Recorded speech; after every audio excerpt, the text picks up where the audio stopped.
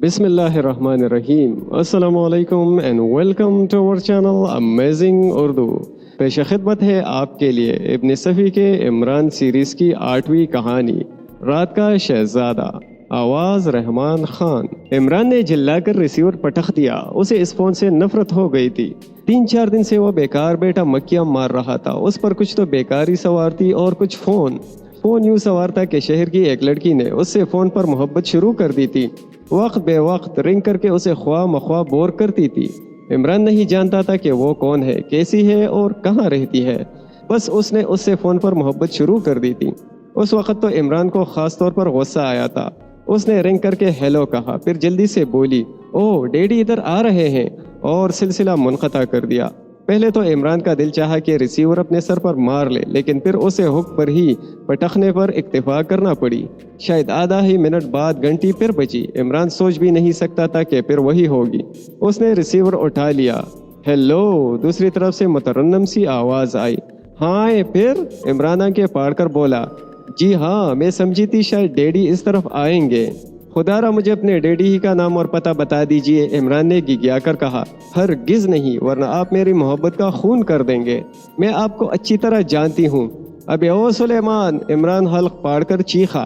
جی. Phone سے آواز آئی. آپ سے نہیں. عمران جھنجھلا کر بولا، میں اپنے نوکر کو پکار رہا تھا. دوسرے طرف سے ہنسنے کی آواز آئی. پھر کہا گیا، آپ اتنے بے درد کیوں ہے؟ عمران نے ریسیور سلیمان کو تھما دیا. سلیمان سمجھا شاید کہیں سے اس کا فون آیا ہے. اس نے ماؤتھ پیس میں کہا، جی. پھر حیرت سے آنکھیں پاڑے ہوئے کچھ دیر تک سنتا رہا. اس کے چہرے پر بوکھلاہٹ کے آثار تھے. اس نے پسی پسی سی آواز میں کہا، جی صاحب، میں سلیمان بول رہا ہوں. پتہ نہیں دوسری طرف سے کہا گیا تھا. بہرحال جب وہ ریسیور رکھنے لگا تو اس کا ہاتھ بری طرح کانپ رہا تھا. کیوں بے، یہ کون تھی؟ عمران نے گرج کر پوچھا. صاحب میں کیا جانوں. صاحب کے بچے، تم نے نامحرم عورتوں سے عشق لڑا کر میرا فون نجس کر دیا ہے. ارے قسم صاحب، میں تو جانتا بھی نہیں. پھر وہی بکواس، زوری اور چیتا سوری. ارے سوری اور زینا چوری کیا کہتے ہیں بے؟ چوری اور سینا زوری. سلیمان جلدی سے بولا. ہاں پھر بول. جی نہیں جانتا صاحب کہ کون تھی. ہاں تو کیا درجنوں ہیں؟ عمران کے پاڑ کر بولا. نہیں صاحب، قسم لے لیجئے. شوپنہار کو پڑھا ہے تو نے؟ نہیں صاحب. نیتشے کو؟ کون سے نقشے کو؟ بالکل جاہل ہے. ابے نقشے نہیں، نتشے، جرمن فلسفر نتشے. صاحب آپ کچھ بھول گئے ہیں. سلیمان جلدی سے بولا. کیا بھول گیا ہوں؟ یہی کہ آپ آج مجھے دن بھر کی چھٹی دے دیں گے. کل آپ نے وعدہ کیا تھا. دفع ہو جاؤ، لیکن کان کھول کر سن لو. عشق وشق کا چکر چھوڑ دے. ابھی تیرے بال بچے بھی نہیں ہوئے ہیں، برباد ہو جاؤ گے. Get out. سلیمان سر کو جاتا ہوا کمرے سے باہر نکل گیا. آج کل عمران فلیٹ میں تنہا تھا. روشنی نے دوسرا فلیٹ لے لیا تھا اور اب وہیں رہتی تھی. عمران جیسے آدمی کو برداشت کر لینا ہر ایک کے بس کا روگ نہیں تھا. عمران نے اپنی گھر کی شکل مہینوں سے نہیں دیکھی تھی. رحمان صاحب کا حکم تھا کہ اسے گھر میں گھسنے ہی نہ دیا جائے. ویسے وہ ادھر سے گزرتا ضرور تھا. پاٹک پر رک کر چوکیدار کو غالب کے 2-4 اشعار سناتا، کنفیوشس کے اقوال دہراتا اور خودی کا فلسفہ سمجھاتا ہوا گزر جاتا. البتہ اس کے خاص نوکر سلیمان نے اس کا ساتھ نہیں چھوڑا. رحمان صاحب کی ملازمت ترک کر کے وہ بھی عمران کے پاس پہنچ گیا تھا. روشنی کے چلے جانے کے بعد عمران نے ادارہ شادی و طلاق کا بورڈ ہٹوا دیا تھا اور اب اس کی جگہ ایک سادہ سی بورڈ نے لے لی تھی. جب وہ فلیٹ میں داخل ہونے لگتا تو اس پر چاک سے لکھ دیتا، علی عمران MSc PhD آکسن. جب فلیٹ سے کہیں باہر جانے لگتا تو اسے مٹا کر لکھ دیتا، سلیمان اس نالائق کے پاس کوئی ڈگری نہیں ہے. پڑوسی دیکھتے اور ہنستے. سلیمان میں اتنی ہمت نہیں تھی کہ وہ اسے مٹا دیتا. محکمہ سراغ رسانی کا سپرنٹینڈنٹ کیپٹن فیاض اسی حیض بیز میں پڑا ہوا تھا کہ عمران کا تعلق ہوم ڈپارٹمنٹ سے ہے بھی یا نہیں. ویسے وہ سوچ بھی نہیں سکتا تھا کہ عمران کے لیے کوئی خاص جگہ پیدا کی گئی ہوگی، اور اس کی دانش میں ہوم سیکرٹری سر سلطان ایسے نہیں تھے کہ عمران جیسے خردماغ آدمی کو منہ لگاتے. بہرحال یہ کسی کو بھی نہیں معلوم تھا کہ آج کل عمران کا ذریعہ معاش کیا ہے. اور خود عمران کا خیال یہ تھا کہ ذریعہ معاش سرے سے کوئی چیز ہی نہیں ہے. اگر کوئی لڑکی فون پر پیچھے پڑ جائے تو ذریعہ معاش کا پسماندہ کسی یتیم خانے ہی کے ہاتھ لگ سکتا ہے. فون کی گھنٹی پھر بچی اور اس نے ریسیور اٹھا کر ہانک لگائی. میں عمران کا باپ رحمان بول رہا ہوں. لیکن اب جو غور سے سنا تو وہ کسی لڑکی کی آواز نہیں تھی، بلکہ شاید کہیں سے غلط کنیکشن ہو گیا تھا. 2 آدمی گفتگو کر رہے تھے اور عمران ایک ایک لفظ سن رہا تھا. ایک طرف سے بولنے والے یقیناً کسی تکلیف میں مبتلا تھا، کیونکہ اس کے منہ سے بار بار کراہ نکل جاتی. میں نے آواز آئی، بدقت تمہیں فون کیا ہے؟ اف اوہ، میرے ہاتھ پیر ایک کرسی میں جکڑے ہوئے ہیں، پھر تم نے نمبر کیسے ڈائل کیے؟ دوسری آواز آئی۔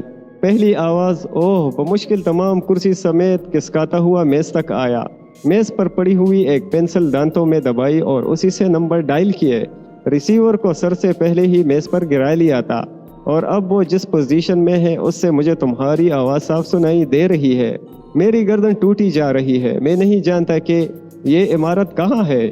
دوسری آواز، تم وہاں پہنچے کس طرح؟ پہلی آواز، میری گردن ٹوٹ رہی ہے، پھر بتاؤں گا، کچھ کرو، کمرے کی ساری کھڑکیاں اور دروازے بند ہیں، ٹھہرو۔ دوسری آواز، لیکن جب یہی نہیں معلوم کہ عمارت کہاں ہے؟ پہلی آواز، ارے سنو بھی تو، ٹھہرو، میں تمہیں اس فون کا نمبر بتاتا ہوں۔ آواز آنی بند ہو گئی، لیکن عمران ریسیور کان سے لگائے رہا۔ کچھ دیر بعد آواز آئی، اس کا نمبر 3186 نوٹ ہے، ڈائریکٹری میں دیکھو کہ یہ نمبر کس کا ہے، پتہ چل جائے گا، لیکن اب یہاں فون مت کرنا، کیونکہ میں ریسیور کو کسی طرح بھی ہک پر رکھ کر سلسلہ منقطع نہیں کر سکتا۔ دوسری آواز، اچھا میں کوشش کرتا ہوں۔ سلسلہ منقطع ہو گیا۔ عمران نے جھپٹ کر ٹیلی فون ڈائریکٹری اٹھائی۔ نمبر کی تلاش آسان کام نہیں تھا، پھر بھی وہ بڑی تیزی سے ورق گردانی کرتا رہا۔ اسی دوران میں فون کی گھنٹی پھر بجی اور عمران نے ریسیور اٹھا لیا۔ ہلو، دوسری طرف سے آواز آئی اور یہ اسی لڑکی کی آواز تھی۔ عمران بنا سا منہ بنا کر بولا، ہلو یتیم خانہ، انجمن سادات، او معاف کیجیے گا۔ دوسری طرف سے آواز آئی اور یہ سلسلہ منقطع کر دیا گیا۔ عمران ریسیور رکھ کر پھر ڈائری کی ورق گردانی کرنے لگا اور اس بار اسے وہ نمبر مل گیا، لیکن اس کی حیرت کی کوئی انتہا نہ رہی جب اس نے دیکھا کہ وہ نمبر ہوم ڈپارٹمنٹ کے سیکرٹری سر سلطان کے نجی ٹیلی فون کا ہے۔ عمران بڑی تیزی سے اپنا سر سہلانے لگا۔ اتنے میں فون کی گھنٹی پھر بجی اور عمران سر سہلاتے سہلاتے ہاتھ روک کر اپنے سر پر تمانچے مارنے لگا۔ اس بار اس نے ریسیور نہیں اٹھایا، گھنٹی بجتی رہی اور وہ باہر جانے کے لیے لباس تبدیل کرتا رہا۔ آخر گھنٹی بجنی بند ہو گئی اور عمران میز پر سے فلیٹ ہیٹ اٹھا کر باہر آیا، لیکن وہ اس وقت بھی سائن بورڈ پر سے اپنا نام مٹانا نہیں بھولا۔ چونکہ سلیمان اندر موجود نہیں تھا، اس نے اپنا نام مٹا کر اس کا نام لکھنے کے بجائے لکھ دیا، اللہ کا فضل ہے۔ پھر فلیٹ کو مقفل کر کے وہ پیدل ہی اسی کی طرف چل پڑا جہاں اس نے گیراج کرائے پر لے رکھا تھا۔ گیراج سے اپنی ٹویسٹر کار نکالی اور سر سلطان کے بنگلے کی طرف روانہ ہو گیا۔ سلطان کی طبیعت کچھ مزمحل سی تھی، اسی لیے وہ آفس نہیں گئے تھے۔ وہ اس وقت برآمدے ہی میں ایک آرام کرسی پر نیم دراز اخبارات کے صفحات الٹ پلٹ رہے تھے۔ آج کی خبریں پڑھ چکے تھے، دو ایک چھوٹے موٹے مضامین بھی دیکھ ڈالے تھے اور اب ایڈیٹر کے نام پڑھنے والوں کے خطوط سے گزر کر اشتہارات دیکھ رہے تھے کہ عمران کی ٹویسٹر کمپاؤنڈ میں داخل ہوئی۔ اور پھر جب انہوں نے عمران کو دیکھا تو ان کے چہرے پر حیرت کے آثار نظر آنے لگے۔ تم یہاں کیسے؟ انہوں نے پوچھا۔ عمران ابھی برآمدے میں بھی داخل نہیں ہو پایا تھا۔ میں پوچھنے کے لیے حاضر ہوا ہوں کہ آپ کے آس پڑوس میں کوئی بنگلہ تو خالی نہیں ہے کیا؟ سر سلطان اسے چند لمحے گورتے رہے، پھر بولے، تم مجھ سے سنجیدگی سے گفتگو کیا کرو ورنہ دونوں کان اکھاڑ لوں گا۔ خدا کی قسم میں بالکل سنجیدہ ہوں جناب، اور میری یہ پیشن گوئی ہے کہ آپ مستقبل قریب میں کسی پریشانی میں مبتلا ہونے والے ہیں۔ میں نہیں سمجھا، بیٹھ جاؤ۔ بیٹھنے کا وقت نہیں ہے جناب، ہمیں جلدی کرنی چاہیے۔ عجیب آدمی ہو، کیا بک رہے ہو؟ آپ کا فون نمبر 3186 نوٹ ہے؟ ہاں یہی ہے، لیکن کوئی بنگلہ خالی ہے؟ یقیناً ہوگا، جب تک پوری بات نہیں بتاؤ گے۔ سر سلطان جملہ پورا کرنے کے بجائے اسے گھورنے لگا۔ انہیں عمران کے انداز گفتگو پر حیرت تھی، اس نے آج تک ان سے اس طرح بے تکلفی سے گفتگو نہیں کی تھی۔ عمران کم سے کم الفاظ میں ٹیلی فون کا واقعہ دہرانے کی کوشش کرنے لگا۔ مجھے حیرت ہے کہیں کسی نے کسی سے مذاق نہ کیا ہو، سر سلطان نے کہا۔ آپ کے دشمنوں کی کمی نہیں ہے، اس کا اعتراف تو آپ کو ہوگا۔ ہاں ٹھیک ہے، لیکن ایک ہی نمبر کے دو فون، یہ ناممکن ہے۔ ویسے میرے بنگلے کی پشت ہی پر ایک بنگلہ خالی ہے، تو پھر جلدی کیجیے، شاید ہمیں اس کا قفل توڑنا پڑے گا۔ اس کی کنجی میرے پاس ہی ہے، سر سلطان نے اٹھتے ہوئے کہا۔ وہ میرے ایک عزیز کی ملکیت ہے اور کرائے کے لیے خالی ہے۔ فون بھی ہے؟ ہاں۔ نہیں اب تو نہیں ہے، پہلے کبھی تھا۔ اچھا تو میں بنگلے کی پشت پر چلتا ہوں، عمران اٹھتا ہوا بولا۔ سر سلطان اٹھ کر اندر چلے گئے اور عمران بنگلے کی پشت پر آیا۔ دوسرے بنگلے کا فاصلہ زیادہ نہیں تھا۔ عمران نے ٹیلی فون کے تاروں پر نظر ڈالی اور ہونٹوں کو دائرے کی شکل دیکھ کر سر ہلانے لگا۔ اتنے میں بنگلے کی کنجی اس کے پاس پہنچ گئی۔ سر سلطان خود باہر نہیں آئے تھے، کنجی ایک نوکر کے ہاتھ بھجوا دی تھی۔ صاحب سے کہہ دو خود تشریف لے آئے، عمران نے کہا۔ میں کیسے کہوں صاحب؟ نوکر بولا۔ ٹھہرو، عمران نے جیب سے نوٹ بک نکالی، اس پر کچھ لکھا اور کاغذ پھاڑ کر نوکر کے ہاتھ میں دیتا ہوا بولا، نہیں کہہ سکتے تو یہ انہیں دے دینا، جلدی کرو۔ نوکر چلا گیا۔ عمران مصربانہ انداز میں وہیں ٹہلتا رہا۔ اس کے چہرے پر الجھن کے آثار تھے اور وہ بار بار اس تار کی طرف دیکھنے لگا تھا جو سر سلطان کے بنگلے کے تار کے کمبے سے دوسرے بنگلے کی دیوار تک پھیلا ہوا تھا۔ اسے تقریباً 3 یا 4 منٹ تک سر سلطان کا انتظار کرنا پڑا۔ سر سلطان آئے ضرور مگر کچھ جھنجھلائے ہوئے سے معلوم ہو رہے تھے۔ میں پھر کہتا ہوں کسی نے مذاق کیا ہوگا، انہوں نے کہا، مگر یہ ملاحظہ فرمائیے۔ عمران اوپر کی طرف انگلی اٹھا کر بولا، اس سلسلے کا کیا مطلب ہو سکتا ہے؟ آپ کے وائر پول سے یہ کنیکشن کیسا؟ اوہ ہو! سر سلطان کے ہونٹ حیرت سے کھل گئے۔ پھر وہ عمران کی طرف خالی و ذہنی کے سے انداز میں دیکھتے رہنے کے بعد بولے، بڑی عجیب بات ہے۔ بس اب آئیے۔ عمران دوسرے بنگلے کی طرف بڑھتا ہوا بولا۔ دونوں چکر کاٹ کر بنگلے کے برآمدے کے سامنے پہنچے اور جیسے ہی وہ آگے بڑھے ایک بار پھر سلطان کی آنکھوں سے حیرت جھانکنے لگی، ہیں یہاں تو قفل پڑا ہوا تھا، وہ بڑبڑائے۔ عمران کی طرف دھیان دیے بغیر آگے بڑھتا چلا گیا۔ اب سر سلطان کی رفتار بھی تیز ہو گئی تھی۔ عمران نے صدر دروازے پر رک کر اس کے بولٹ کو غور سے دیکھا اور جیب سے رومال نکال کر اپنے ہاتھ پر لپیٹ لیا، پھر اسی ہاتھ سے دروازے کو دھکا دیتا ہوا اندر داخل ہو گیا۔ سر سلطان خاموش رہے۔ ذرا ان نشانات کا خیال رکھیے گا، عمران نے گردآلود فرش کی طرف اشارہ کر کے کہا جس پر کسی کے پیروں کے نشانات بہت واضح تھے۔ شاید یہ بنگلہ بہت دنوں سے خالی تھا کیونکہ اس کی دیواریں بھی گردآلود تھیں۔ عمران پیروں کے نشانات دیکھتا ہوا آگے بڑھتا رہا حتیٰ کہ وہ ایک کمرے کے دروازے پر ختم ہو گئے۔ عمران رک گیا کیونکہ دروازہ بند تھا۔ اس نے مڑ کر سر سلطان کی طرف دیکھا جو اسے پہلے ہی سے گھور رہے تھے۔ کیا آپ میرے متعلق کوئی غلط بات سوچ رہے ہیں؟ عمران نے پوچھا۔ نہیں، لیکن دروازہ کھولو، آپ کی اجازت سے۔ عمران نے آہستہ سے بڑبڑا کر اسی ہاتھ سے دروازہ کو دھکا دیا جس پر رومال لپٹا ہوا تھا۔ دروازہ کھل گیا اور سر سلطان عمران کو ایک طرف ہٹا کر مضطربانہ انداز میں اندر داخل ہو گئے۔ پھر دونوں ہی حیران نظروں سے کمرے کا جائزہ لے رہے تھے۔ کسی کے منہ سے ایک لفظ بھی نہ نکلا۔ میز کے قریب ایک کرسی الٹی پڑی تھی اور اس کے نیچے بہت سا تازہ خون تھا۔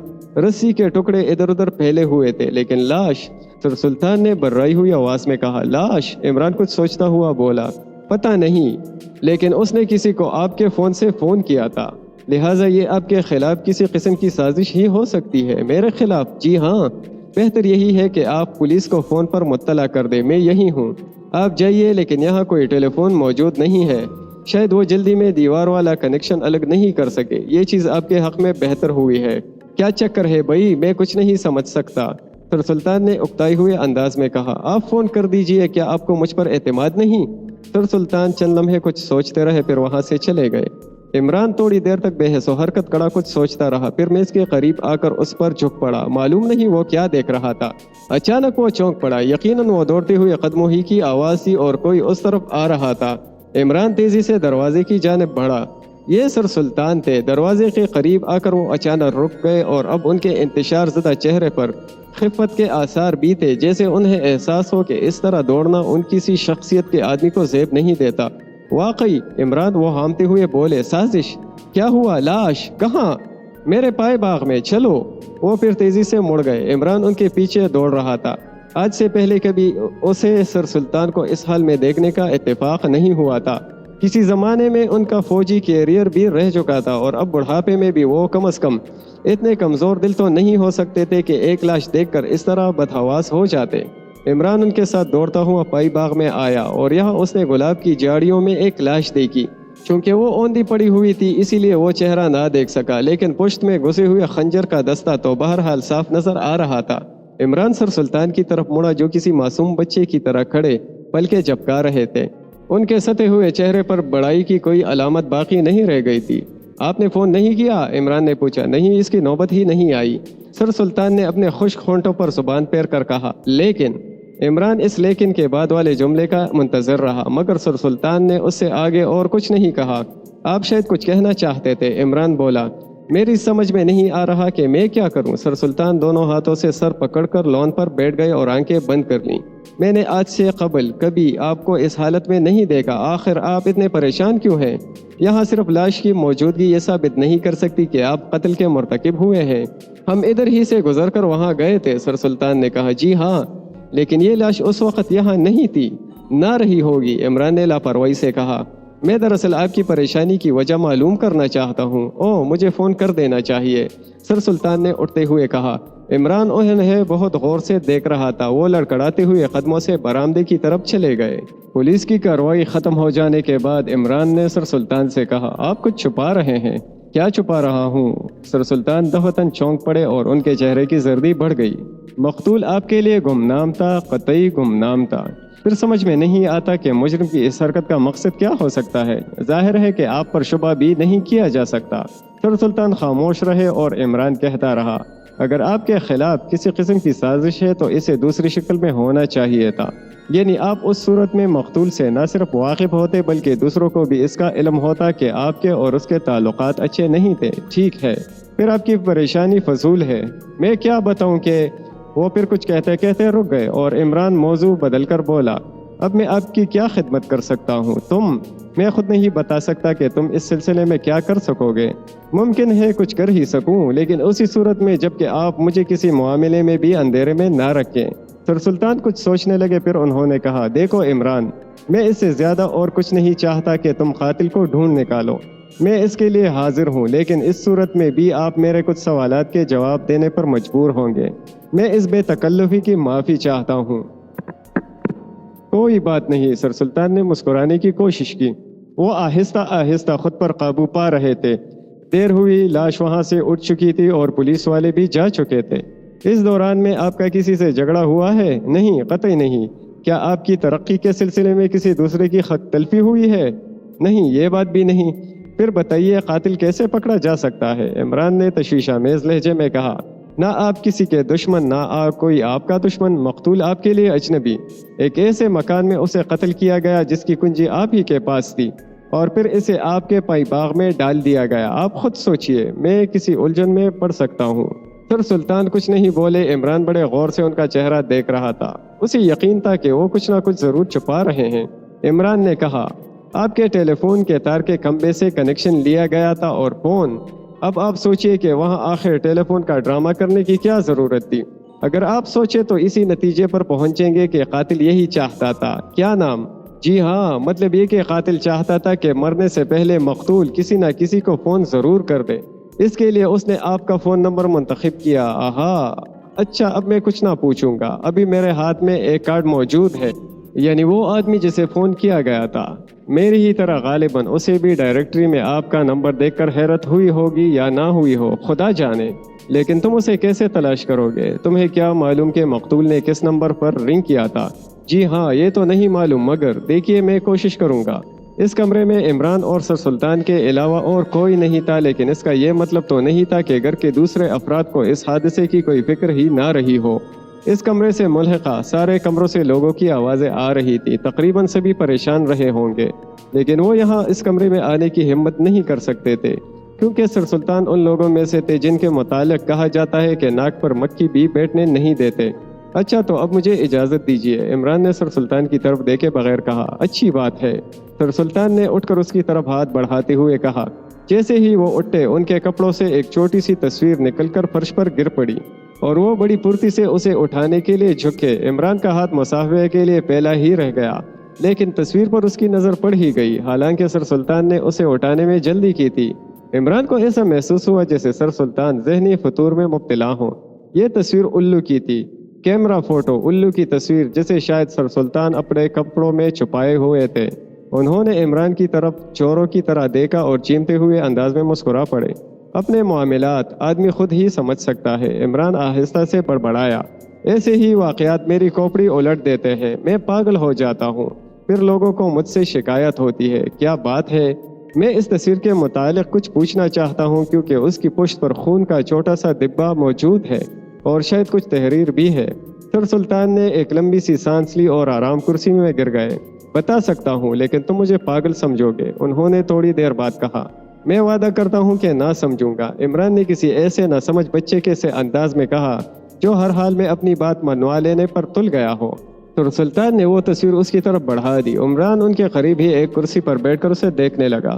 تصویر کی پشت پر خون کا دھبا بہت نمایاں تھا اور ابھی اس کی رنگت میں زیادہ تبدیلی نہیں واقع ہوئی تھی، اور وہ تحریر معنی خیز بھی تھی اور مضحکہ انگیز بھی۔ صرف 3 الفاظ تھے، رات کا شہزادہ۔ کسی ذہین بچے کی شرارت، عمران سر سلطان کی آنکھوں میں دیکھتا ہوا بولا۔ لیکن مجھے یہ تصویر اسی لاش پر رکھی ہوئی ملی تھی، سر سلطان نے کہا۔ آج وہ بچہ رات کو سوتے وقت ضرور ڈرے گا، عمران سنجیدگی سے بولا، پھر الوؤں کی طرح دیدے نچا کر کہے گا، جناب والا اگر یہ لاش پر ملی تھی تو آپ اسے اب تک چھپائے کیوں رہے؟ میں حقیقتاً اب صرف یہی معلوم کرنا چاہتا ہوں، کیا تم بھی مجھ پر کسی قسم کا شبہ کر سکتے ہو؟ سر سلطان نے کہا۔ عمران کرسی کا ہتھا کٹکھٹاتا رہا، کچھ بولا نہیں، لیکن وہ اب بھی سر سلطان کی آنکھوں میں دیکھ رہا تھا۔ بس اب جاؤ، دفتن سر سلطان نے اکتائے ہوئے لہجے میں کہا۔ میری سمجھ میں نہیں آتا کہ میں بات کہاں سے شروع کروں۔ اگر آپ کی سمجھ میں نہیں آتا تو پھر مجھے ہی شروع کرنے کی اجازت دیجیے، عمران نے کہا۔ کیا؟ اس تصویر کے متعلق میں اپنی یادداشت پر زور دے سکتا ہوں۔ تو کیا تم اس کے بارے میں کچھ جانتے ہو؟ یک بیک سر سلطان سیدھے ہو کر بیٹھ گئے۔ یقیناً۔ کیا جانتے ہو؟ یہی کہ دنیا کا ایک پراسرار ترین آدمی آپ کے پیچھے پڑ گیا ہے۔ کون؟ تم اس کے متعلق کیا جانتے ہو؟ دیکھیے اب میں جا رہا ہوں، عمران اٹھتا ہوا بولا۔ اس کے متعلق پھر کبھی گفتگو کروں گا، ہو سکتا ہے کہ میں اس آدمی تک پہنچ ہی جاؤں جسے مقتول نے فون کیا تھا۔ میرا دعویٰ ہے کہ وہ آپ کے بنگلے کے آس پاس ہی منڈلا رہا ہوگا۔ عمران کو توقع تھی کہ سر سلطان اسے ضرور روکیں گے، لیکن سر سلطان نے بیٹے ہی بیٹے الوداعی مصافحے کے لیے ہاتھ بڑھا دیا۔ حقیقت یہ تھی کہ عمران اس تصویر کے متعلق کچھ بھی نہیں جانتا تھا، ویسے اس نے اپنی دانست میں اڑنے کی کوشش کی تھی۔ اس کا خیال تھا کہ وہ سر سلطان سے تصویر کے بارے میں سب کچھ اگلوا لے گا، لیکن سر سلطان اس معاملے میں بالکل ہی ٹس ثابت ہوئے۔ عمران نے کسی پراسرار آدمی کا تذکرہ کر کے تھوڑی دیر کے لیے ان کے چہرے پر حیرت کے آثار ضرور پیدا کر دیے تھے، لیکن وہ خود سے کچھ کہنے کے بجائے عمران کے آگے بڑھنے کا انتظار کرتے رہے، اور عمران کو سمجھنا آسان کام نہیں تھا۔ وہ چلتے چلتے رک کر بولا۔ عمران کا خیال 100% درست نکلا۔ سر سلطان کے بنگلے سے تھوڑے ہی فاصلے پر ایک آدمی نظر آیا جو اس طرح کھڑا تھا جیسے اسے کسی کا انتظار ہو۔ لباس سے خوشحال معلوم ہوتا تھا۔ عمران کی کار اس کے قریب سے گزر گئی اور وہ سوچ رہا تھا ممکن ہے یہ وہ آدمی نہ ہو، کیونکہ ایسے حالات میں جبکہ پولیس وہاں سے ایک لاش لے گئی تھی اس کا وہاں ٹھہرنا مشکل ہی ہوتا، لیکن اس سلسلے میں کوئی واضح رائے نہیں قائم کی جا سکتی تھی۔ ہو سکتا ہے وہ پولیس کی کارروائیاں ختم ہو جانے کے بعد وہاں پہنچا ہو، اسے اس کا علم ہی نہ ہو سکا کہ تھوڑی دیر قبل وہاں کیا ہو چکا ہے۔ یہ غریب آدمیوں کی بستی تو تھی نہیں کہ لوگ گھنٹوں سڑک پر کھڑے ہو کر اس واقعے کے متعلق میں گوئیاں کرتے۔ یہاں اس طبقے کی آبادی نہیں تھی جس کے افراد کسی آوارہ کتے کی اچانک موت پر بھی افسوس کرنے کے لیے اکٹھا ہو جاتے ہیں۔ یہاں سے پولیس تھوڑی دیر قبل ایک آدمی کی لاش لے گئی تھی، لیکن اب ایسا معلوم ہو رہا تھا جیسے کوئی بات ہی نہ ہوئی ہو۔ بس تھوڑی دیر کے لیے مکانوں کی کھڑکیاں کھلی تھی، کچھ لوگ سڑک پر نکل آئے تھے اور پھر کچھ بھی نہیں، گویا پرندوں کے جھنڈ پر کسی شکاری نے گولی چلائی ہو۔ ایک گرا اور دوسرے اڑ گئے۔ اس کے بعد نیچے وہی زمین، اوپر وہی بے قرار نیلا آسمان، اور دونوں کے درمیان وہی ازلی سناٹا۔ عمران کی کار اس آدمی سے زیادہ دور نہیں گئی تھی، رفتار پہلے ہی سے کم تھی۔ عمران ایک دوراہے پر اسے روک کر دو بنگلوں کے درمیانی جگہ میں اس طرح بیک کرنے لگا جیسے غلط راستے پر نکل آنے کے بعد واپس ہونا چاہتا ہو، مگر اس کی کار دوبارہ سڑک پر نہیں آئی۔ عمران اسے روک کر نیچے اتر آیا۔ گلی کے موڑ پر پہنچ کر اس نے دیکھا کہ وہ آدمی اب بھی وہیں کھڑا ہے، لیکن اب وہ تنہا نہیں تھا اور نہ اب اس کے انداز میں پہلے کی سی بے فکری تھی۔ وہ ایک دوسرے آدمی سے گفتگو کر رہا تھا۔ ان کے قریب ہی ایک شاندار کار کھڑی تھی۔ عمران نے انہیں کار میں بیٹھتے ہوئے دیکھا اور کار مخالف سمت میں مڑ گئی۔ عمران بڑی تیزی سے اپنی کار کی طرف جھپٹا۔ اس نے انجن بند نہیں کیا تھا، مگر اس سے یہ غلطی بے خیالی میں سرزد ہوئی تھی۔ دینا دانستہ ایسا نہیں کیا گیا تھا۔ اس کی کار دوسری کار کے تعاقب میں روانہ ہو گئی، لیکن اس اسٹیج پر بھی اسے یقین نہیں تھا کہ وہ صحیح راستے پر ہے۔ کسی بھی معاملے کی سراغ رسانی کی ابتدا ایسے ہی غیر یقینی حالات سے ہوتی ہے۔ محض شبے کی بنا پر غلط راستے بھی اختیار کر لیے جاتے ہیں۔ کبھی کبھی ایسا بھی ہوتا ہے کہ وہ غلط راستہ ہی سراغ رسان کو اس کی منزل تک پہنچا دیتا ہے، یعنی وہ حقیقتاً غلط راستہ نہیں ہوتا۔ اور پھر عمران تو اس کا قائل تھا کہ جیسے کوئی مغنی ستار پر الٹے سیدھے ہاتھ چلاتے چلاتے کوئی دھن نکال ہی لیتا ہے، اس طرح ایک سراغ رسان کی بے مقصد بھاگ دوڑ بھی آخرکار اسے منزل تک پہنچا ہی دیتی ہے۔ وہ اگلی کار کا تعاقب کرتا رہا۔ اب وہ شہر کے سب سے زیادہ بارونق حصے میں تھا۔ کار فگارو کی کمپاؤنڈ میں داخل ہوئی۔ یہ یہاں کے بہت بڑے ہوٹلوں میں سے تھا، اور اب عمران نے دوسرے آدمی کو قریب سے دیکھا۔ یہ فگارو کے مینیجر کے علاوہ اور کوئی نہیں تھا۔ عمران کی کار بھی کمپاؤنڈ میں داخل ہو چکی تھی۔ وہ ان کے پیچھے پیچھے ہی ہوٹل میں داخل ہوا۔ عمران سمجھا تھا کہ شاید مینیجر اپنے کمرے میں ہی جائے گا، لیکن وہ اور اس کا ساتھی ڈائننگ ہال ہی میں ایک خالی میز کے گرد بیٹھ گئے۔ 2 کرسیاں خالی تھیں۔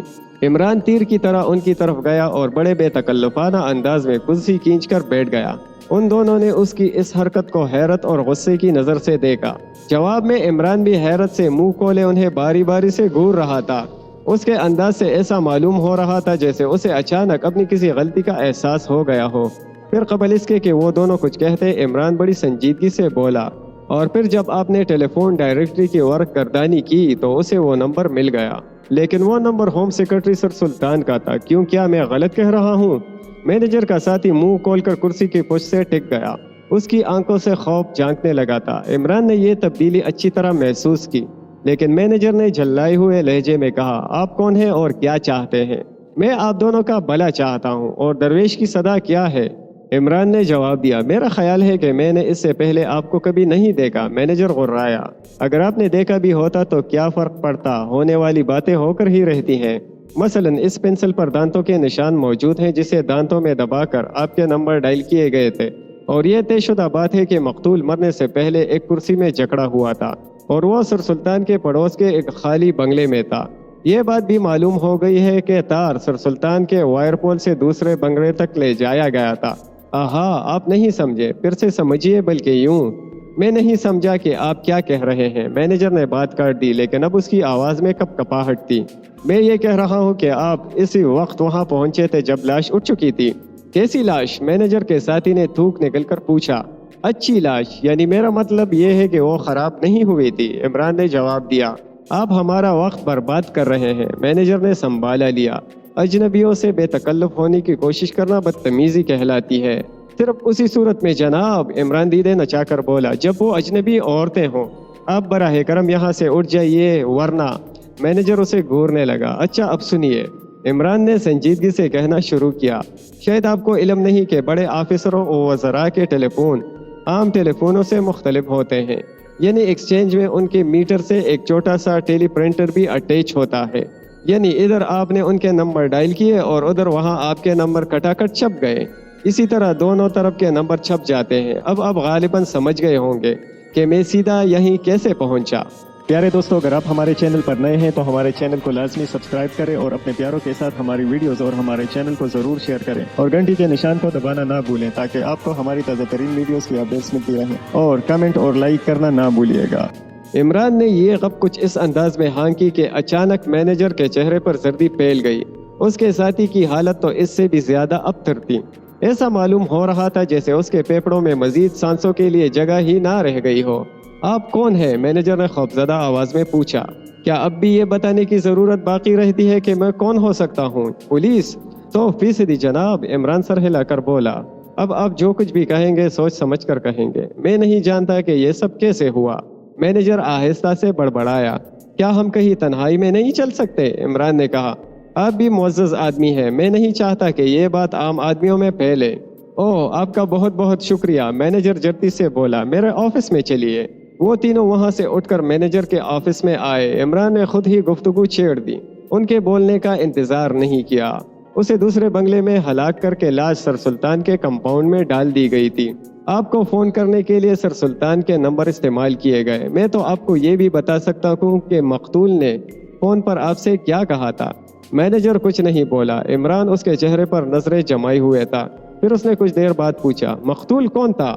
پگاروں کا ایک حصے دار، مسٹر کرار، مینیجر نے مردہ سی آواز میں جواب دیا۔ کرار اور حصہ دار کا قافیہ مجھے پسند آیا۔ بہرحال مگر جناب وہ چکر کیا تھا؟ میں کسی چکر سے واقف نہیں، مینیجر نے کہا۔ نہ یہ جانتا ہوں کہ وہ وہاں پہنچے کس طرح۔ بلا شبہ آپ یہ نہیں جانتے کہ مقتول وہاں کیسے پہنچا تھا، لیکن چکر سے تو آپ واقف ہیں۔ اس سلسلے میں آپ جھوٹ بول کر کامیاب نہیں ہو سکتے، کیونکہ میں اس گفتگو کے ایک ایک لفظ سے واقف ہوں جو آپ دونوں کے درمیان فون پر ہوئی تھی۔ مینیجر پھر خاموش ہو گیا۔ بتا دینے میں آپ کا فائدہ ہے، عمران نے کہا۔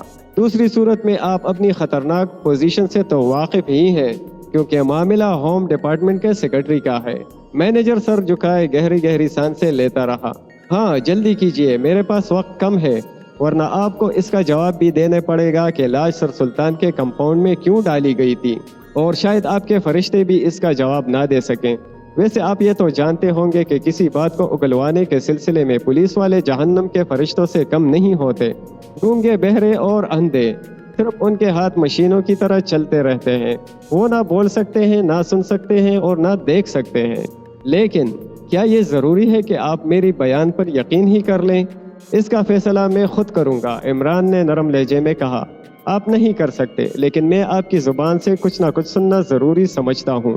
مینیجر تھوڑی دیر تک کچھ سوچتا رہا، پھر اس نے کہا، قرار صاحب ایک آدمی کے چکر میں تھے۔ ان کا خیال تھا کہ اگر انہوں نے اس آدمی پر قابو پا لیا تو مالا مال ہو جائیں گے۔ وہ آدمی کون ہے یہ انہوں نے نہیں بتایا تھا، البتہ میں یہ جانتا ہوں کہ قرار صاحب کی زندگی کا بیشتر حصہ جنوبی افریقہ میں گزرا تھا اور وہ آدمی وہیں سے تعلق رکھتا تھا۔ کیا وہ آج کل یہی ہے؟ عمران نے پوچھا۔ جی ہاں، قرار صاحب نے تو یہی بتایا تھا۔ کہاں ہے؟ کون ہے؟ یہ تو مجھے نہیں معلوم کہ وہ کون ہے، لیکن اتنا جانتا ہوں کہ اس کا قیام سیٹ داؤد کے مہمان خانے میں ہے۔ شاید آپ کو علم ہو کہ سیٹ داؤد کی تجارت افریقہ میں بھی ہے اور یہاں اکثر ان کے پاس افریقی تاجر آتے رہتے ہیں۔ اس کے لیے انہوں نے خاص طور پر ایک مہمان خانہ بنا رکھا ہے۔ ہاں، عمران سر ہلا کر رہ گیا۔ وہ کچھ سوچ رہا تھا، پھر اس نے کچھ دیر بعد پوچھا، قرار نے آپ کو اس کا نام یا حلیہ تو یقیناً بتایا ہی ہوگا؟ جی نہیں، نہ میں نے پوچھا اور نہ انہوں نے بتایا۔ ویسے میں انہیں بہت قریب سے جانتا تھا، وہ کیمیاگری گری کے خط میں مبتلا تھے اور مجھے اس موضوع سے ذرہ برابر بھی دلچسپی نہیں، کیونکہ یہ چیز بالکل منشیات کی طرح آدمی کے وجود سے چمٹ جاتی ہے۔ قرار صاحب ویسے بھی کافی دولت مند تھے، لیکن سونا بنانے کا خبت ان پر بری طرح سوار تھا۔ 24 گھنٹے وہی چکر۔ اچھا، مجھے قرار صاحب کا پتہ نوٹ کرا دیجئے، عمران نے جیب سے نوٹ بک نکالتے ہوئے کہا۔ 13 مارسٹن روڈ۔ وہ وہاں تنہا رہتے تھے۔ ان کے عزیز رشتہ دار؟ مجھے تو ان کے کسی بھی عزیز کا علم نہیں، انہوں نے کبھی کسی کا تذکرہ ہی نہیں کیا۔ آپ کی تعریف؟ عمران نے مینیجر کے ساتھی کی طرف دیکھ کر کہا۔ میرے اسسٹنٹ مسٹر تنویر۔ اچھا، صرف ایک اور سوال، عمران نوٹ بک بند کر کے جیب میں رکھتا ہوا بولا۔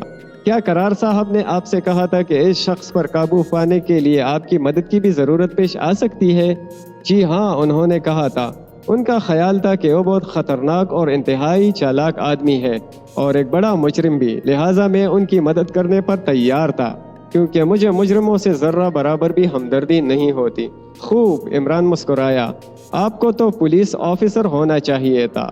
اچھا جناب۔ بہت تھوڑی ہی دیر بعد عمران کی کار مارسٹن روڈ کے 13ویں بنگلے کی کمپاؤنڈ میں داخل ہوئی۔ بنگلہ شاندار تھا اور پائی باغ کی حالت سے قرار کی خوش مذاقی ظاہر ہو رہی تھی۔